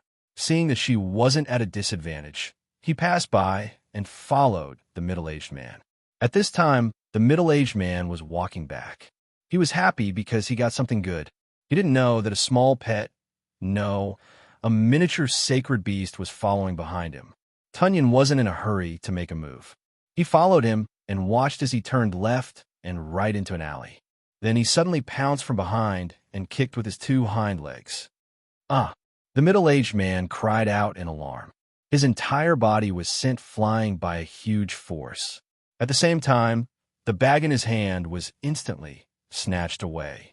His entire body flew forward and crashed into the wall of the alley. His head was broken and bleeding. When he wiped off the blood on his forehead and looked back while gasping for breath. Not to mention a person, there was not even a shadow of a ghost in the alley. Even the bag of spiritual Matsutake had disappeared. Who was it? He gritted his teeth and roared angrily. Using the wall as support, he stood up and chased after them. He looked around, but didn't know where to start. Chapter 48-47. Look at that little pet. Not only is it adorable, it's even holding a big bag in its mouth, a man said as he looked at the meaty little pet curiously. What an adorable little pet. Where did you buy it from? I really want to raise one. A young girl found it adorable and couldn't help but keep her eyes glued to the adorable little pet. Looking at the way its butt swayed as it walked, her eyes couldn't help but sparkle. She tugged at the young man beside her and said, Big brother, I want a pet like that too. It's so adorable. I don't know what breed that little pet is. It's very rare. It's probably the cub of some spiritual beast, the young man said thoughtfully. He also stared at the little beast swaying its butt as it jogged. He felt that such a little beast was very rare. Big brother, let's go see who this little pet is, the young girl said as she pulled her brother and ran forward. At this moment, the middle-aged man behind them had already caught up, because when he asked around, someone said that they saw a cute little beast holding a bag in its mouth running in their direction. Naturally, he came looking for it. On the other side, Song Mir twirled the frying pan in her hand. The frying pan in her hand instantly expanded several times, and she slammed it towards the two men in black. Scram! With a furious roar, she swung the frying pan with both hands, sending the two people flying with the bottom of the frying pan. Ah! Two blood-curdling screams rang out as the two men in black were sent flying dozens of meters away. They landed heavily on the street. When the surrounding people saw this scene, they all stared with their eyes wide open. They looked at the angry and pretty little girl. If they didn't see it with their own eyes, they wouldn't dare to believe that the two big men were actually slapped dozens of meters away by the bottom of her pot. Furthermore, that ordinary-looking frying pan could actually change in size. It looked like it was a treasure. Not far away, Tun Yun, who was returning with the bag in his mouth, happened to see Song Mir send the two men flying dozens of meters away with a single slap of the frying pan. The corner of his mouth twitched involuntarily. Master probably wouldn't have thought that such a pretty little girl would have the strength of an ox. Ah, Tun Yun, you help me get it back? Song Mir, who was still fuming a moment ago, saw the little snow-white pet standing not far away with a bag of spirit pine mushrooms in its mouth. Her eyes immediately lit up, and a surprised smile appeared on her face. She hurriedly ran over with the frying pan and took the bag from its mouth. Opening it, it was indeed the thing she bought earlier. She immediately put it into her space to prevent it from being stolen again. You've done a great job today. I'll give you an extra drumstick when we get back. Song Mir, the middle-aged man who appeared before her and hurriedly said, Tun Yun, that old bastard is here again. Before Tun Yun could react, she already picked him up and started running. He could not help but roll his eyes like a human. Stop right there. Human. Chapter 48:48. This city was where the aristocratic families resided. News of what had happened here quickly reached the ears of some of the families. In particular, the Wei clan had sent men to capture Song Air. After all, this was the Wei clan's territory. If they were bullied by outsiders, how could they maintain their foothold in this city? On the other side, those men had gone to capture Song Mi. At the city gates, Fengjiu, dressed in red, strode in. She hadn't expected the matter to be resolved so smoothly. After all, she'd only gone to the Northern Flame Emperor to try her luck. Even if he wasn't there, she'd still wanted to destroy his lair. She hadn't expected that the Northern Flame Emperor hadn't gone somewhere else to recuperate. Instead, he'd stayed on the Immortal Island. After dealing with a formidable opponent, she felt inexplicably relaxed and happy. As for the remaining three, there was no rush. She would take it one step at a time. It was only a matter of time before she dealt with them. Fengjiu walked down the street and arrived at the inn. Just as she was about to enter, the innkeeper of the inn came out to greet her anxiously. Aya, young miss, you're finally back. Fengjiu raised an eyebrow. What's wrong? Did something happen? The young lady who came with you is in big trouble. I heard from the guests in the inn that the young lady somehow offended the Wei clan. She's now being surrounded by the Wei clan at the Western Main Street. I heard that the Wei clan's people threatened to break that young lady's legs, and even said that they would stew that little pet to eat. Hearing this, Fengjiu's lips curled into a smile. I see. Thank you for telling me. She nodded at him. Which way is the closest to the Western Main Street? Go straight down this street, then turn left. Go straight for another 200 meters, and then turn right. The innkeeper said, then looked at her with some hesitation. Young miss, you're not thinking of going alone, are you? If you go alone, remember not to clash with the Wei clan again. I know. Innkeeper, tell the waiter to prepare some water for me to take a bath. We'll be back in a while. Fengjiu chuckled and walked towards the street the shopkeeper had pointed out. When the shopkeeper saw this, he paused for a moment before shouting, "Waiter, quickly boil some water and bring it to the innermost guest room on the second floor." Judging from the aura of this red-clothed woman, she should have an extraordinary background. Perhaps nothing bad would happen to her. On West Street, Songmi hugged Tun Yun and looked at the people surrounding her. She frowned and said, "How dare you? What are you trying to do in broad daylight?" "Oomph. Stupid girl. I think you won't shed tears until you see the coffin." The middle-aged man snorted coldly and stared at Song Mi, waving his hand. "Capture her. Come and try it." Song Mi glared. She waved her hand, and the frying pan appeared in her hand again. When the middle-aged man saw the frying pan in her hand, he recalled the scene from before, and his eyes burned with passion. "Capture her. Capture her for me." The frying pan that could change its size should be an immortal artifact. It could be used to cook food and also as a weapon for self-defense. Such a treasure was very suitable for a chef like him. Chapter 48-49. Although her strange attacks were quite lethal, it was difficult for two fists to fight against four hands. If she really couldn't handle it, it would help her. Those people rushed forward, and Song Mi also went forward with the frying pan. Although she was petite, her strength was not small, and her battle prowess was not to be underestimated. Especially with the frying pan in her hand, those guards had to back off. When Feng Jiu arrived at West Street, she saw that there were many people around.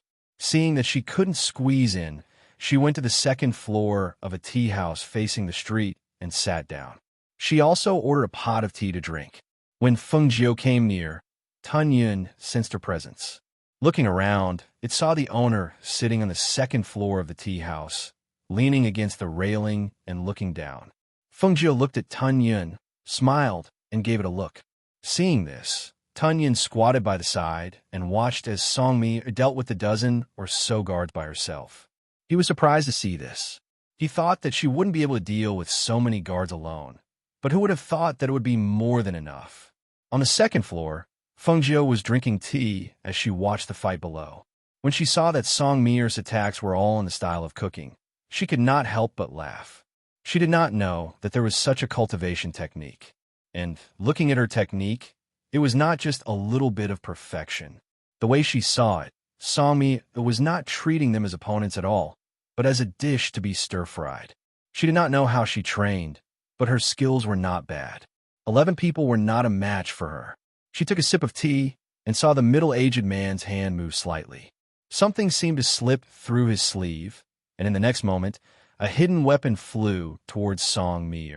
Feng Jiu flicked her hand, and a stream of air swept past, shooting down the hidden weapon that was flying towards Song Mi.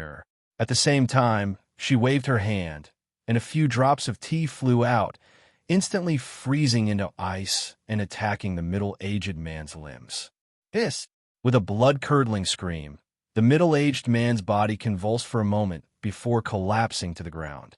His lips trembled slightly as cold air emitted from his body. Not long after, his face was covered with frost, and even his eyebrows were frozen into ice.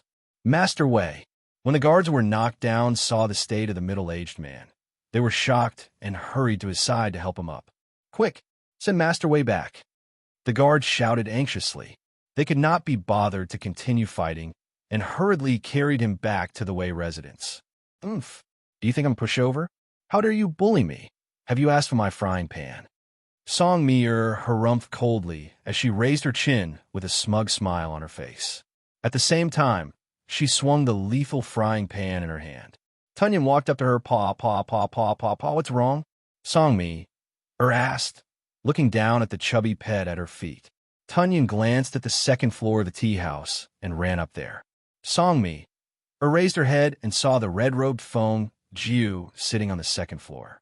She held a cup of tea and smiled at her. Song Mi couldn't help but call out in surprise. "Sister, you're back." She happily followed Tun Yun to the second floor and sat down at a table on the second floor. She looked at Feng Jiu. "Sister, when did you come back? Why are you here?" Chapter 48-50. Those people want to steal my things. I bought something good when I went to the market today. Sis, You just came back and didn't eat? How about I make something good for you? Songmi said with a smile. Hearing her change from sister Feng to elder sister, and now directly calling her elder sister, Fengjiu just smiled and looked at her, saying, "All right, I haven't eaten for the past few days." She smiled and asked again, "What good things did you buy? Let those people remember." "This, elder sister, do you know what this is?" Songmi mysteriously took out the spirit pine mushroom and showed it to Fengjiu. Seeing that thing, Fengjiu raised her eyebrows and said with a smile, "So it's this. I've eaten it before. It's a pine mushroom." No matter how good this thing was, it wasn't something rare or precious to her. But seeing her treasured look, she couldn't help but find it funny. "This is not easy to find. I bought it at the market. It's delicious to use for cooking and stewing. Also, there's a very pure spirit energy in it. Eating it is very nourishing." Songmi said and kept the thing. Fengjiu smiled. She took a sip of tea and asked, "Mir, why do I see that all your moves are for stir-frying? Could it be that this is a martial skill passed down in your family?" "Elder sister, you're really smart." She gave Fengjiu a thumbs up and said with a smile, "Isn't my family a cook? Our family is a family of culinary cultivators. What we cultivate is naturally our family's unique martial skill. Don't think that it's all for cooking. It's actually not. It's been modified. It's not a problem to deal with 10 people. Where did you get that frying pan? I think it's an extraordinary treasure." Fengjiu drank her tea and looked at her with a leisurely expression. "That was used by my father in the past. Then he passed it down to me. I heard that it was refined by a very powerful armament master a long time ago. There's only one of it. My brothers don't have it, so my father left it to me." Speaking of this, she couldn't help but smile happily. She felt that her father doted on her the most. Hearing this, Fengjiu nodded and said, "If there's a chance, I really want to meet your family. They should be very powerful people." Hearing this, Songmi-er's eyes lit up and said, "Elder sister, when I go home, you come with me. Stay at my house for a period of time. I guarantee that you'll eat good food every day. If you come to my house, my family will be very happy." "All right, when I have the chance in the future, I will definitely go." She smiled and said, "Let's go. Let's go back to the inn." Thus, they headed to the inn first. "Okay," Fengjiu replied and nodded at him. "I'll cook for you in the kitchen." Songmi said and ran to the kitchen without waiting for her response. She couldn't wait to cook the new ingredients she had obtained. Fengjiu shook her head and smiled as she went upstairs to take a bath. Tunyin, on the other hand, had him stand guard outside the room. "Wei family. Who dares to oppose my Wei family? Have you found out?" On the main seat, a middle-aged man gloomily stared at the people kneeling below. Chapter 48:51. Hearing this, the middle-aged man's face sank even more. He stood up with his hands behind his back and walked a few steps in the hall.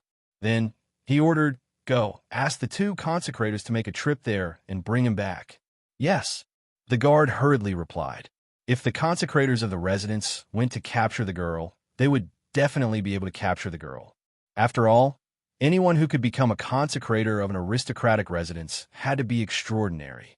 To the aristocratic families in the city, this was just a trivial matter. They naturally wouldn't take it to heart. Furthermore, they weren't the ones who had lost face, but the Wei clan. Naturally, they would just treat it as a show and watch. The 2 consecrators of the Wei clan were displeased when they heard the order from the head of the household. In any case, they were consecrators and possessed extraordinary strength. If they were asked to deal with some stronger powerhouses or deal with some more difficult matters, it would still be acceptable. But now, they were asked to capture a little girl. Even though they were displeased, they didn't dare to say anything. After all, the person who gave the order was the head of the household. They were consecrators of the Wei clan, so it was only right for them to do something for them. Thus, the 2 consecrators followed the guard and walked on the road. One of them even muttered, "It's just a little girl. I didn't expect that we would have to deal with her personally. Since it's the head of the household's order, we'll just do as he says. The sooner we capture her, the sooner we can report back to the head of the household." The other person said as he walked at a steady pace. "Have you heard? The Northern Flame Emperor is dead. Now that the Phoenix Master has taken over our residence, the news has spread secretly. I believe that it won't be long before everyone knows about it. One of them said in a low voice, I just heard about it this morning. Some of the people in charge of the family also know about it, but it hasn't spread outside yet. Speaking of which, the Phoenix Master has just ascended not long ago. The Northern Flame Emperor has been famous for a long time and is so powerful. I didn't expect. The person sighed and shook his head. You're not the only one who didn't expect it. No one expected it all. Not long ago, the Northern Flame Emperor gave the order to cut off all resources. How long has it been since then? Now, all the aristocratic families are worried that the Phoenix Master will make things difficult for them. The two of them chatted in a low voice until the person leading the way stopped in his tracks. Consecrators, we found out that she's in this inn, the guard said and took a step back. At this time, Feng Jiao, who had just finished bathing, was taking a nap in her room. After all, she had been dealing with matters for the past few days and did not have time to rest. Now that she had taken a bath, she was relaxed and sleepy. Tunyin was squatting outside the room. It was a small, chubby, and snow-white creature. As it squatted in front of the door, the people going up and down the stairs couldn't help but look at the snow-white pet squatting in front of the door. Songmir was still busy in the kitchen and had no idea that the Wei family had come looking for her again. Of the Chapter 48-52. They had originally wanted to watch the show, but her second uncle had sent people to bring them back. She had pestered her second uncle so much that he had agreed to bring her out. However, the middle-aged man who was being dragged by the girl saw the people in front of the inn. He frowned and stopped in his tracks. Second uncle? The girl called out. She followed his gaze and saw the people in front of the inn. She couldn't help but whisper disdainfully, Second uncle, these are the people from the Wei family. I don't think they have much character. They specialize in bullying others. Don't get involved in this. Go over there and have some tea. The middle-aged man saw this and led them to a nearby tea house. Do you have a woman with a little white pet staying here? Call her out. One of the consecrators said to the shopkeeper who came up to greet them. The shopkeeper's smile froze when he heard that. Well, please wait a moment. With that, he hurriedly walked into the kitchen. Songmi was cooking in a good mood. Just as she was cooking, she heard a knock on the kitchen door. Young lady, the people from the Wei family are here. Young lady, come out quickly. As she didn't like to be disturbed while she was cooking, she had paid the shopkeeper enough. She was the only one in the kitchen at the moment. In addition, she had closed the kitchen door, so the shopkeeper couldn't enter the kitchen even if he wanted to. He could only shout from outside. I'm not free right now. Tell them to come later if they want to fight. Songmi shouted, thinking about the matter at hand. Tun Yun, who was coming down the stairs, rolled her eyes when she heard the words coming from the kitchen. This person was really stupid. Did they have to wait for your time to find trouble with you? Sigh, great aunt, you better come out. The two consecrators from the Wei family are here. They won't be so easily dismissed, the shopkeeper shouted anxiously. All right, don't disturb her. Let her cook properly, Tunyon said and came down the stairs. The shopkeeper was stunned when he heard the voice. He turned around and looked around. Who is it? Who's talking? The waiter beside him pulled at the corner of the shopkeeper's clothes with a pale face. The shopkeeper slapped the waiter's hand away and snapped. If you have something to say, then say it. Why are you tugging at my clothes?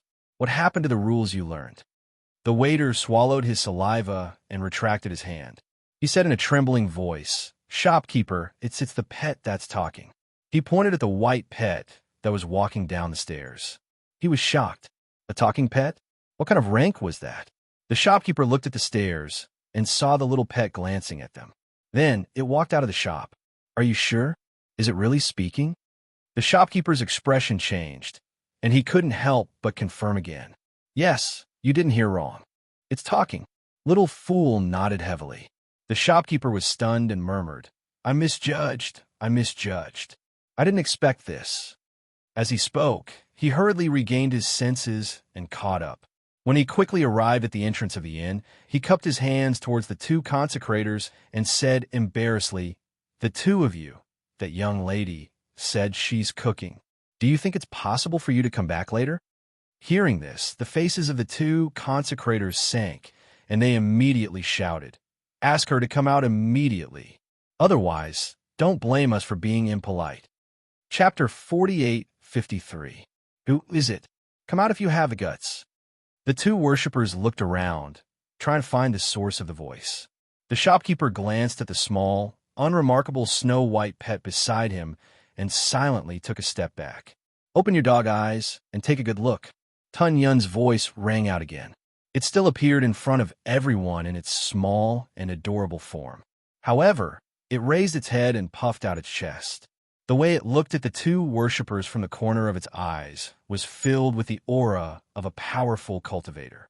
It was completely at odds with its small figure and adorable appearance. When they saw that the voice had come from the little pet in front of them, the two worshippers' expressions changed.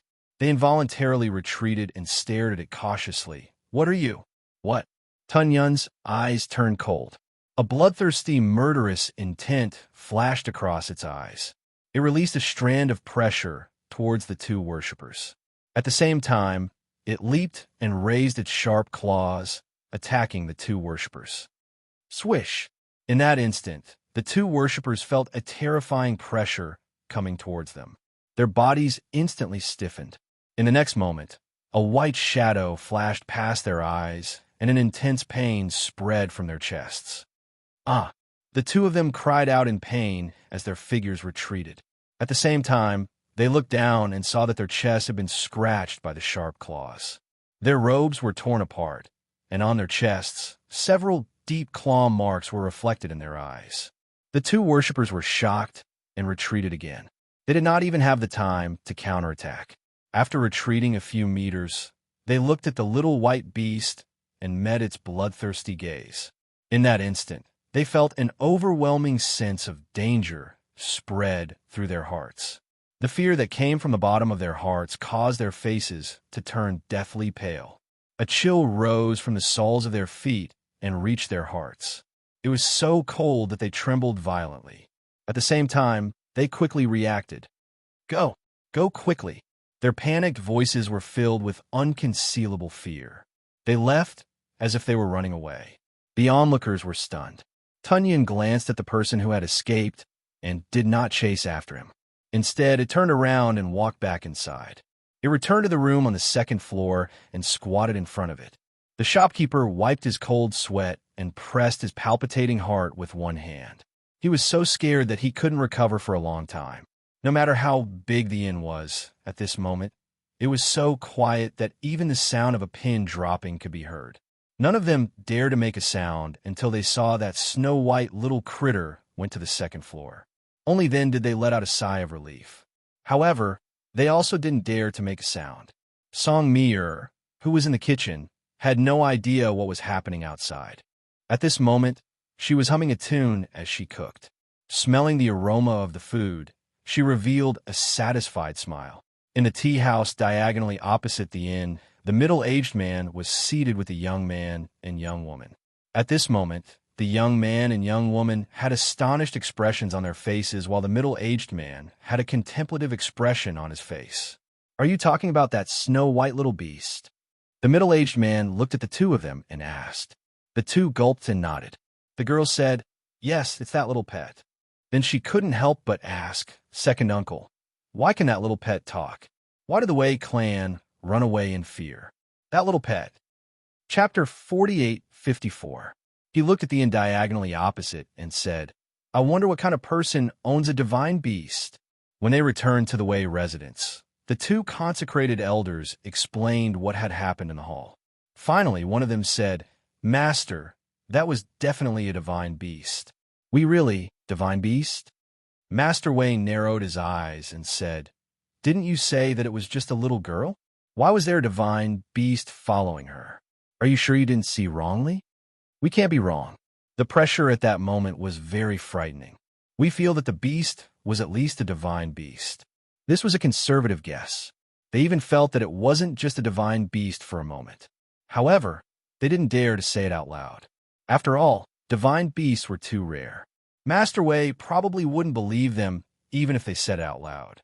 He might even think that they were making excuses because they couldn't defeat the other party. Master Wei stood up and walked a few steps in the hall with his hands behind his back. He glanced at the two consecrated elders and saw that their wounds hadn't been bandaged.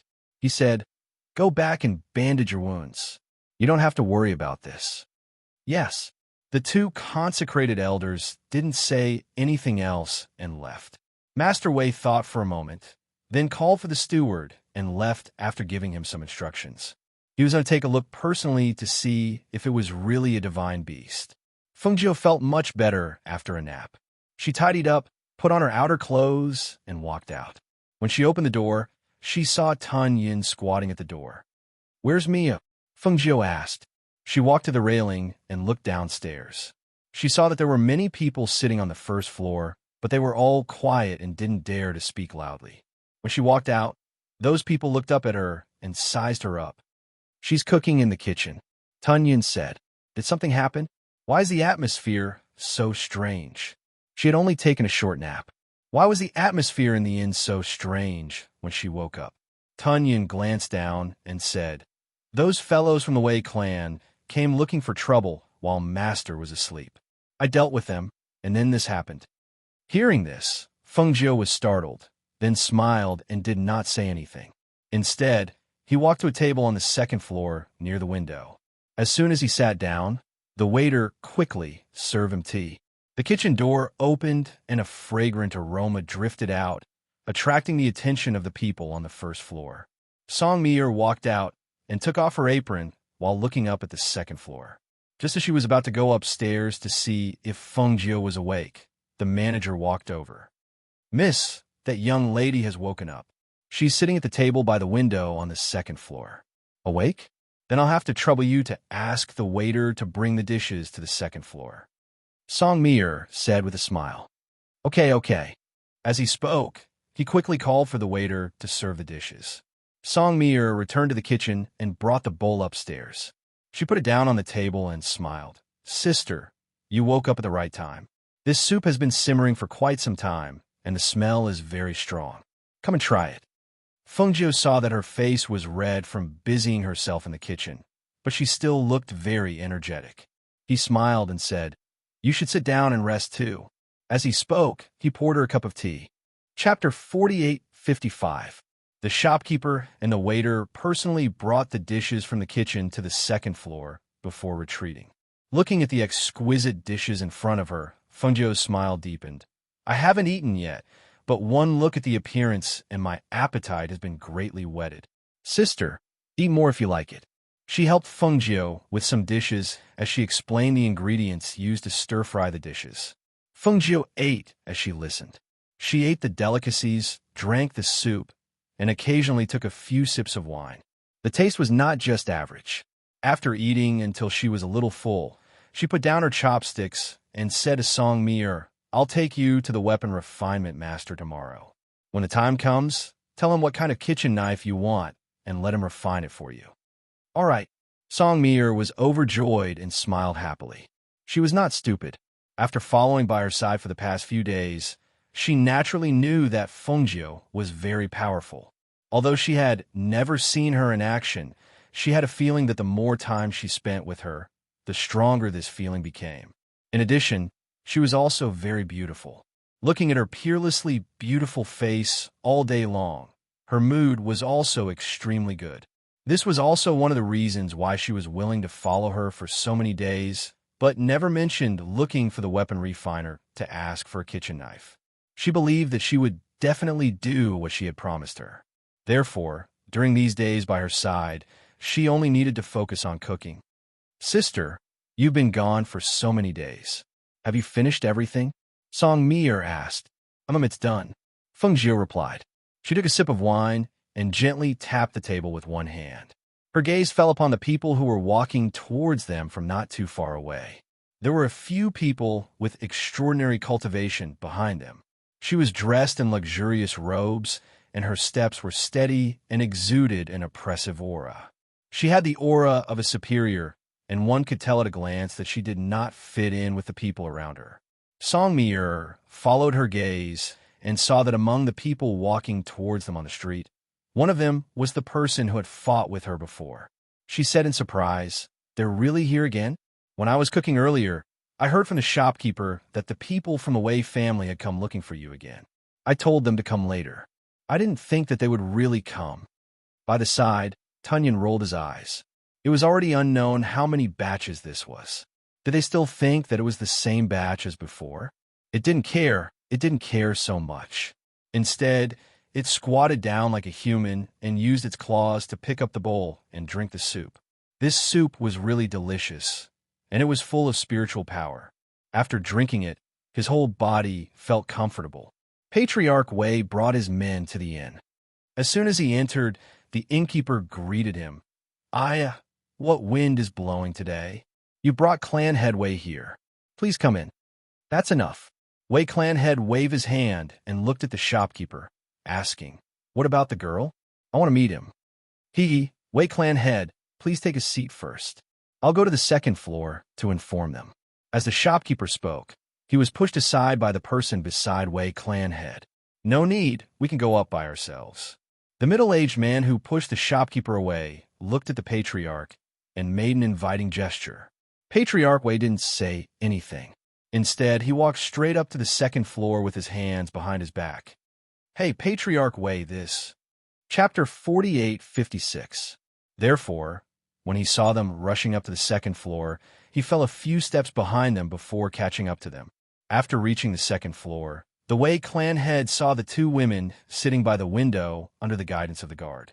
When he saw the two women, his gaze naturally fell on the woman in red. There was no other reason other than the fact that the woman was too dazzling. She was like a blazing sun emitting a dazzling light, making it difficult for anyone to ignore her. As the clan head, his strength was at the level of a divine king. He could be considered the prettiest among the aristocratic families in the city. What kind of beauty had he not seen before? However, at his age, when he saw the beautiful woman in red, his eyes involuntarily flashed with a touch of amazement. Beautiful, very beautiful, so beautiful that he could not take his eyes off her. That kind of beauty was not only breathtaking on her appearance, but also a kind of beautiful aura that emanated from her. It was unforgettable for anyone who saw her. However, he was still the clan head after all. After a moment of amazement, he quickly regained his senses and carefully sized her up. He saw that he could not detect the cultivation of this woman in red with an outstanding appearance and temperament. However, her bone age was not even 30 years old. Such an age was extremely young in the immortal cultivation world. At such a young age, even if she was born with a divine fetus, her cultivation would not be that strong. After all, which powerhouse did not cultivate for hundreds or even hundreds of years to reach his level of strength? Due to his underestimation of the woman, even if he could not detect her cultivation, he would still be able to do so. He was certain that her strength was below his. Thus, his gaze shifted again and landed on the young girl who was sitting opposite the red-clothed woman. His gaze swept over her body, and he saw an item hanging from her waist. He knew which sect this young girl came from. As for the beast that the two consecrators described as extremely terrifying, he pondered as his gaze fell on a round, snow-white little beast. It was so small, just like a little puppy. At this moment, it was holding a bowl and drinking soup like a human. It did not even look in his direction. It was just a gluttonous little beast. Sizing it up at such a close distance, he did not feel any aura of a divine beast emanating from the little beast. "Clan head, it's that young girl," the guard said softly and pointed in Songmi-er's direction. "Miss, are you from the Song clan?" He strode over and looked at Songmi-er with a dignified gaze that carried the pressure of an expert. Songmi-er looked at him and said, "That's right. I'm from the Song clan."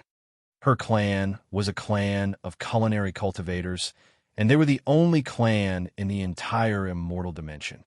There is no need to mention their reputation, and all the various clans and sects had more or less heard of her clan.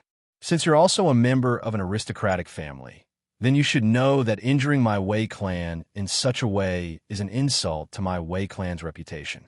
Let me ask you, how do you want to resolve this matter today?"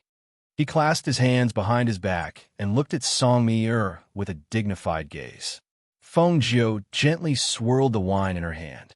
She narrowed her eyes as if she didn't hear Patriarch Wei's words. She played with the wine cup in her hand lazily and occasionally took a sip of the wine in the cup. Chapter 48:57. However, in the next moment, a powerful aura enveloped him, causing him to fall to his knees with a thud. When his knees hit the ground, the blood in his body suddenly surged. A mouthful of blood surged up from his throat and seeped out from the corner of his mouth. Large beads of cold sweat seeped out from his forehead. His face instantly turned pale. His eyes were filled with shock and disbelief as he looked at the woman in red in front of him. "Master! Master!" The few people behind him cried out in alarm. They were so frightened by this sudden change that their faces turned pale. They wanted to step forward, but they found that they couldn't take a step forward at all. It was as if there was a strong pressure blocking them. In that instant, they stared in shock at the woman in red. No one knew what they were thinking, but their bodies trembled uncontrollably, and they fell to their knees uncontrollably. The shopkeeper, who had followed behind them, stood at the top of the stairs and did not walk up. At this moment, when he saw everyone from the Wei clan kneeling on the ground, his face was also filled with astonishment. He looked at the red-clothed woman who was still leisurely drinking wine and seemed to have thought of something. His eyes flashed, and he quietly retreated downstairs. When he reached the bottom of the stairs, he ran outside and prepared to quickly report to his master. A powerful beast, dressed in red robes with peerlessly beautiful features and unfathomable powers. She was also able to make Master Wei kneel in front of her. It could only be the Phoenix Master who had recently ascended. When he thought of the news that his master had secretly sent to him over the past 2 days, he felt his heart thumping wildly. He was both nervous and excited. It must be the Phoenix Master. It must be. After all, the news of the Northern Flames Emperor's death had not yet spread.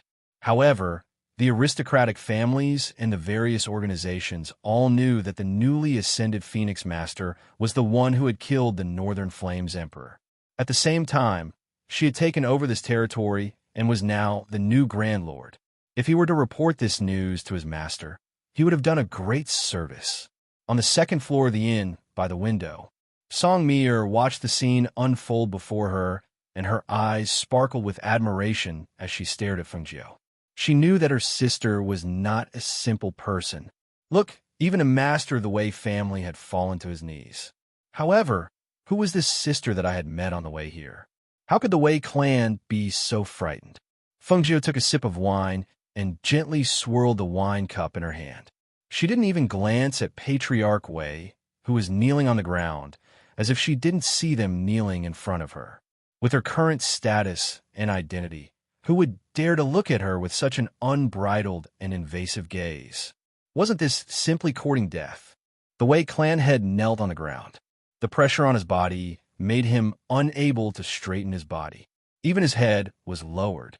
Blood continued to seep out of his mouth, and his face became more and more pale.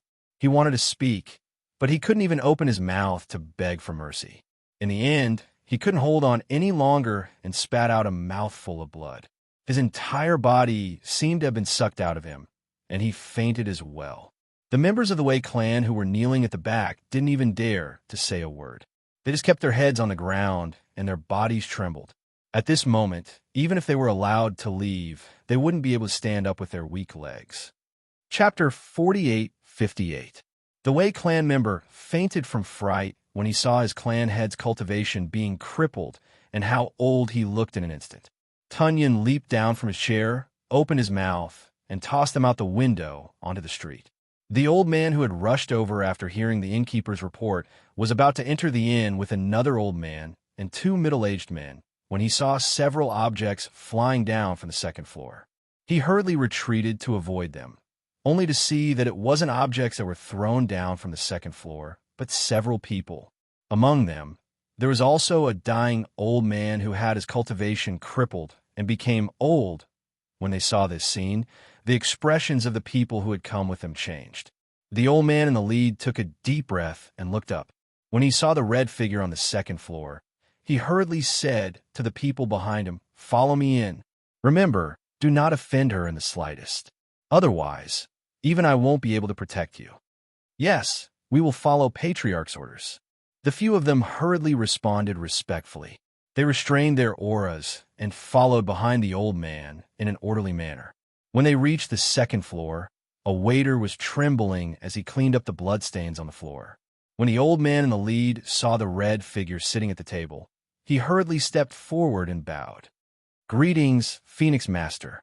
It's you?" When Fengjiu saw this old man, he raised his brows. "Why are you here?" This old man was the first immortal who had bowed to him that day. His name was Immortal Qinghua. When he heard Fengjiu's words, the old man hurriedly responded with a smile. "It is this old man. The Jiang clan of this city is the main clan of this old man's descendants. When I returned to the clan this time, I instructed them to do some things. I didn't expect to hear that the Phoenix Master would appear here, so I brought the clan's descendants to pay respects to the Phoenix Master." As he spoke, he turned slightly to the side and shouted to the people behind him, "Hurry up and pay respects to the Phoenix Master." The old man and two middle-aged men hurriedly stepped forward and respectfully kowtowed to Fengjiu. "Jiang clan, Jiang Chenghe. Jiang clan, Jiang Xianren. Jiang clan's descendant, Jiang Xiani. Greetings, Phoenix Master." After the three of them reported their names, they kowtowed with excitement and reverence. Fengjiu glanced at them and said, "Get up." "Thank you, Phoenix Master." They hurriedly responded, then stood up and respectfully retreated behind their ancestor. However, after sneaking a peek at her on the second floor, they didn't dare to look at her again for fear of offending this incomparably noble great emperor. "Phoenix Master, I'm afraid that the people at the inn won't be able to serve you well. Why don't you move to the residence to rest?" Immortal Qinghua said as he looked at Fengjiu. "No need. I won't be staying here for long." Fengjiu waved his hand, indicating that there was no need. Hearing this, he continued, "Phoenix Master, we are willing to help you solve your problems. Is there anything you need us to do?" The corners of Fengjiu's lips curled up slightly. He glanced at the people outside who had probably rushed over after hearing the news and said, "The Wei clan is one of the aristocratic families, but they have an undeserved reputation. As the saying goes, if the upper beam is not straight, the lower beam will be crooked. A family like this is truly unworthy of being an aristocratic family in this city." Immortal Qinghua's heart moved when he heard this. He immediately said, "Don't worry, Phoenix Master. Leave this matter to this old man. I will definitely give Phoenix Master a satisfactory result. All of you can leave. Tell them not to come up and disturb my peace and quiet," Fengjiu said as he raised his wine cup and took a sip. Chapter 48:59. After they left, the second floor became quiet again. Only Fengjiu, Songmi, and the little beast remained. Seeing Songmi, staring at her with wide eyes and a look of surprise, she couldn't help but chuckle. "What's wrong? Are you very surprised?" "Phoenix Master?" Songmi muttered. "Amen, that's what they call me." Fengjiu nodded with a smile on her face.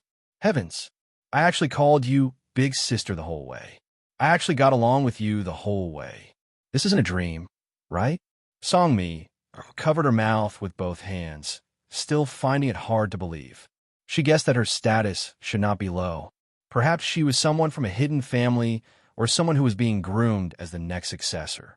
However, she did not expect that she was not from a family, but the mysterious Empress Phoenix Master who had just ascended not too long ago. Seeing her surprised and shocked expression, Fengjiu chuckled. Holding her chin with one hand, she sighed. "What's there to be surprised about? Although my identity is a little extraordinary, I can't even find a cook with good culinary skills." Hearing this, Songmi was stunned for a moment. Then she patted her chest and looked at her with a fawning expression. "Big sister, I'll go back with you. I'll make delicious food for you. In the future, I'll follow you wherever you go. I'll take care of all your meals." She would be stupid to refuse such a good thing. She didn't know her identity before, but now that she knew, she was naturally happy. Moreover, she knew that almighty people like them all had a floating immortal island. That place was filled with immortal chi and was extremely beneficial for cultivation. If she followed her, there would only be benefits and no harm. Moreover, she liked to cook, and her big sister liked to eat. Fengjiu raised her eyebrows and glanced at her. "You've decided?" "Amen. I've decided I won't regret it," Songmi hurriedly said. Looking at her, she hesitated for a moment and asked, "Then should I call you Phoenix Master in the future, or should I continue to call you Big Sister?" Hearing this, Fengjiu smiled and said, "You've been shouting all the way. Don't you think it's a little late to ask now?" Hearing this, Songmi smiled happily. "Sis, you're the best." If she didn't agree, she wouldn't have let her call her that all the way. Speaking of which, her luck was really good. She was able to cozy up to someone powerful when she was traveling. If her father and brothers knew about this, they would probably be dumbfounded. The two people downstairs were chatting casually. Downstairs, immortal elder Qing Hua had stopped the people from a clan that had rushed over from the city outside the inn. When he saw that the people from the Wei clan had also arrived, he walked up to stop them and at the same time brought them to the side to talk. Because of what happened today and the news of the Phoenix Master being here spread, the news of the Northern Flame Emperor's death spread like a feather being blown away by the wind. The news of the Phoenix Master taking over the Northern Flame Emperor's territory and becoming the new ruler of the Northern Flame Emperor's territory also spread like wildfire. There was another piece of news. Before the sky darkened, the Wei clan that had hundreds of years of history was stripped of their status as a noble clan. Overnight, the Wei clan went into hiding and wouldn't come out for 100 years. Chapter 4860. Halfway up a remote mountain, in front of a simple thatched hut, a large plot of land had been dug out to plant vegetables. At this time, a burly man in gray who looked to be about 40 years old was holding a hoe in his hand and digging up the soil. Sweat seeped from his tanned forehead, dripping down his cheeks and dripping onto the soil. The man worked in the field, and every time he swung his hoe, he would release some sweat. The sound of the hoe digging into the soil became a unique sound in this quiet place. Inside the thatched hut, a white-haired old woman walked out with a bamboo basket in one hand and a water bottle in the other. Her hair was white and her face was covered in wrinkles. Her back was slightly bent and her figure was small and thin. Every step she took was very slow. When the man swinging the hoe saw the old woman walking towards him, he quickly put down the hoe in his hand and quickly walked forward. He took the things in her hand and put them to the side. He held her hand and scolded. "Didn't you say you didn't need to give me water and food? It's so close. If I'm hungry or thirsty, I'll go home to drink." As he said this, he held her hand and took the cloth covering the basket and put it on the ground. "Come, sit down." The old woman revealed a smile and warmly said, "I can still carry this. It's not heavy." As she said this, she poured a cup of water for him and pulled him to the side to sit down. She said, "Drink a cup of water. Look at how much sweat you're sweating."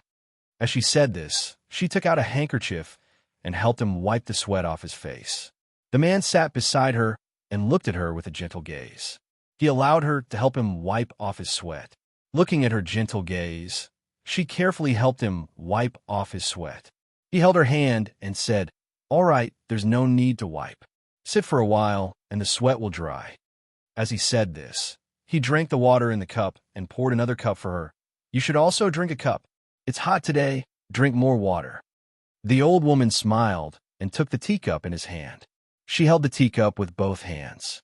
Because she was old, her hands were slightly trembling and the water in the cup was also gently swaying. Seeing this, the man's heart ached and a trace of pain flashed through his eyes. However, the pain in his eyes disappeared in an instant. When he saw her look at him after drinking the water, a smile appeared on his face again, and he picked up the cornbread in the basket to eat. The old woman sat beside him with one hand held by him. She looked at the vegetable field in front of her, and her old voice was gentle as she said, "These vegetables are growing very well. They can be picked in a few days. When the time comes, I'll dry them and make dried vegetables for you to eat in the future. Dry them and make them into dried vegetables. We can eat them in the future." The man who was eating cornbread emphasized and looked at her. Hearing this, the old woman smiled helplessly. All right, we'll eat them together after they're dried. Hearing this, the man smiled and pointed to the half-plowed open space in front of them. By tonight, I'll be done plowing this new piece of land. When the time comes, I'll move 2 fruit trees to the left and right sides. Next year, we can eat the fruits we planted. What do you think we should plant in the middle? The two sat in front of the vegetable field and chatted. The surroundings were quiet. Only the sound of the wind and their low voices could be heard. Chapter 48:61. The man was in the prime of his life, with a muscular body and a well-defined face. He could not be considered handsome, but he was definitely a tough man. As for the old woman, her hair was white and her face was full of wrinkles. Not only was she old, she did not seem to have much longer to live. However, the two of them interacted like husband and wife, their actions filled with affection and gentleness. Separated by a distance, Songmi could not hear clearly what they were saying, but Fengjiu heard everything clearly. It was an ordinary interaction in the quiet years, filled with warmth and affection, looking forward to life and the future. Her gaze could not help but size up the two people who were in the man's embrace, their heads leaning on the man's chest. With her cultivation, she could see that the man's bone age was not young, but because of his cultivation, he could maintain the appearance of a middle-aged man. As for the old woman, she didn't sound very confident. She probably had a fatal internal injury and was at the last moment of her life. Judging from her aura, she only had 3 to 5 months to live at most.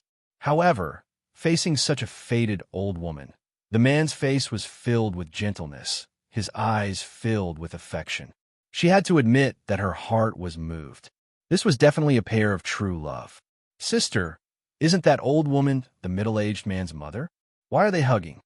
Songmi found it strange and could not help but ask in a low voice. Looks like they should be husband and wife, Fengjiu said with a trace of gentleness in her eyes. Hearing this, Songmi was startled. Looking at the two people leaning against each other, she did not ask any more questions.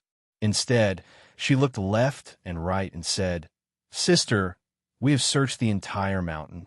There is only the straw hut and this pair of husband and wife here. We did not see the residence of the Iron Bone Armament Master. So, did we find the wrong place? We'll know if we ask, Fengjiu said and walked forward. Previously, because Fengjiu had concealed their auras, the middle-aged man did not notice that there was someone around. At this time, as Fengjiu and Songmi approached, the middle-aged man holding the old woman frowned and turned to look at them. Sorry to disturb you too. Fengjiu showed an apologetic smile. Who are you? What are you doing here? The man asked, standing up and staring at the two. Songmi smiled and said, Uncle, we just want to ask if the Iron Bone Refiner is on this mountain. We've searched all around, but did not find him. There is no armament master here. You found the wrong place, the man said, while putting the teapot and cups away and prepared to lead the old woman back. Fengjiu's gaze fell on the hoe, and her eyes flashing. The old woman smiled apologetically at the two of them. She didn't say anything and just let the man lead her back. Sister, he said, there is no armament master. Did we really find the wrong place? Songmi's gaze fell on the two who left, then looked at the simple thatch hut not far away, and frowned in deep thought. Fengjiu smiled. No, we didn't find the wrong place, it's here. As she spoke, she walked unhurriedly behind the two of them, while looking at the vegetables planted in their fields. Chapter 48:62. After the two entered the thatched hut, the door closed behind them, completely ignoring Fengjiu and Songmi.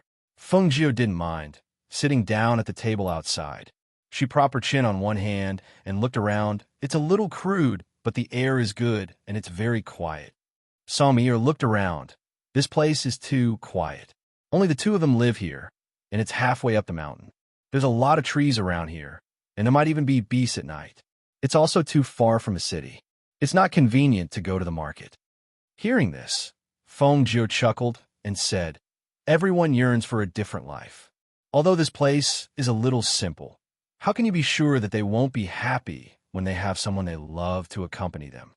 Songmi thought for a moment. Sis, that man must love his wife very much. My mother said that men in this world value appearances. They all like young, beautiful women with good figures. It's rare to find a man who doesn't value appearances, but values inner beauty. Feng Jiu smiled and looked around, gently tapping the table. I just came here not long ago. I only know that this iron bone refiner is very good at refining weapons, but I didn't expect him to be such a sentimental person. Ah, Songmi, looked at her in surprise, then at the closed door. She pointed inside. Sis, you're saying that the man we're looking for is that uncle? Other than him, who else would be able to refine a hoe into a weapon? Feng Jiu said casually, her gaze landing on the vegetable field not far away. Songmi heard her and immediately walked over to where the hoe was. After a closer look, she couldn't help but exclaim, "It's true. Such a weapon was left here, just like that, and a hoe can be refined like that. It's amazing." The two of them didn't lower their voices. With the distance between the inside and outside of the thatched hut, the two of them could hear the conversation outside. The man frowned, while the old woman patted his hand. "That lady in red is amazing. She could tell at a glance and guess your identity," the old woman said gently, with a trace of surprise and admiration in her voice. All these years, they've been living in seclusion here. It wasn't that no one came to look for them, but only one lady in red could recognize them at a glance. "You rest here. I'll chase them away," the man said, then stood up and walked out. The old woman quickly said, "Don't scare the lady. Just let them go." "I know," the man replied, then opened the door and walked out. He saw the lady in red leisurely sitting by the table, resting, with one hand holding her chin, her eyes looking forward. "We don't welcome outsiders here. The two of you should leave quickly." The man walked up to Feng Jiu and said in a deep voice, "Uncle, we're here to ask you to help us refine a kitchen knife." She ran over and looked at him excitedly. "Uncle Iron, tell me, as long as you're willing to refine a kitchen knife for me, what do you want in return? I'll definitely find a way to get it for you." Seeing that the hoe could be refined into such a sharp weapon, Songmi looked forward to it even more. If he could refine a kitchen knife, perhaps it would be able to cut through the bones of those fierce beasts. Chapter 4863. Cough, cough, cough, cough. A few low, suppressed coughs came from inside the house. Upon hearing the coughs, the man could not be bothered to chase the two people outside away. Instead, he could not help but nervously run into the house. "What's wrong? Why are you coughing again? Drink a glass of water to calm yourself down." The man hurriedly poured her a glass of water and carefully handed it to her to drink. However, who knew that the old woman would start coughing again after taking a sip? She could only feel a gush of qi and blood surging upwards. The water that she had not swallowed, yet was spat out along with the surging qi and blood. "Puff! Yunyang!" The man cried out in alarm as his expression changed drastically. Outside, Feng Jiu heard the man's cry of alarm and immediately got up to walk in. When she came in, she saw the old woman spitting out blood and fainting with a pale face. "Quick, carry her to the bed," Feng Jiu said. When a man heard Feng Jiu's words, he hurriedly carried the unconscious woman in his arms and strode towards the bed while shouting, Yunyang, Yunyang, wake up. Don't scare me, don't scare me." The dignified man's eyes turned red at this moment. Tears welled up in his eyes, and even his voice became choked with sobs. After placing her on the bed, he still held her hand by the bed and shouted, Yunyang, Yunyang, wake up. Move aside, I'll take a look at her. Feng Jiu said. Just as she was about to walk forward, she was pushed away by the red-eyed man. Go away, go away. Don't touch my Yunyang. Go away. The man shouted angrily. He was furious that this unknown woman was trying to get close to the most important person in his life. Feng Jiu didn't argue with him when she saw that he was deeply in love with her. However, when she looked at the old woman who was lying on the bed with a weak aura, she couldn't bear to see this pair of lovers be separated forever. I'm proficient in medicine. She has an old illness that has dragged on for many years. It's already not easy for her to hold on until now. Now that she's vomiting blood, her condition has worsened. If you don't let me treat her, she won't live past today. Feng Jiu said faintly. He did not step forward. He only stood 3 steps away from the bed and looked at the crazy man. When the man heard this, there was a struggle in his eyes. He didn't know where these 2 people came from, but he knew the condition of his beloved's body. But if he were to let these strangers treat his beloved, his heart was struggling. In the end, she was frightened by the words that if she didn't receive treatment, she wouldn't be able to live past today. He stood up and silently retreated, but his gaze was fixed on the red-clothed woman's movements, afraid that she would do something bad to him. Songmi saw that he was staring at Fengjiu like a crazed wolf and said, "Uncle Tai, don't worry. We're not bad people. We won't do anything to hurt you." However, the man did not say a word.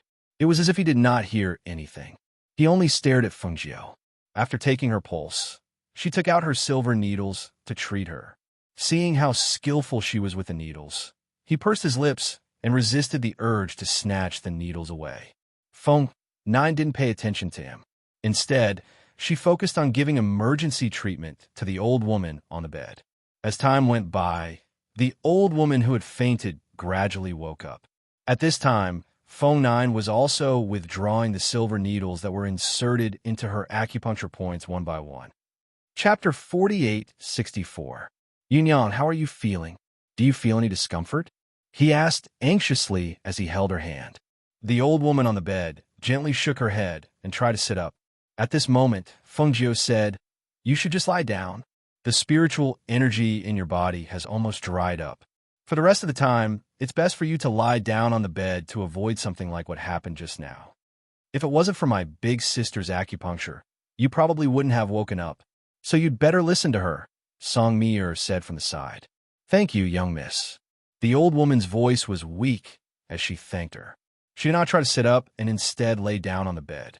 She looked at the man holding her hand with a trace of sadness and reluctance. "Thank you. I've offended you just now. Please don't take offense." The man stood up and bowed to Fengjiu as he spoke apologetically. "It's fine," Fengjiu said casually. Her gaze swept past the man and landed on the old woman on the bed.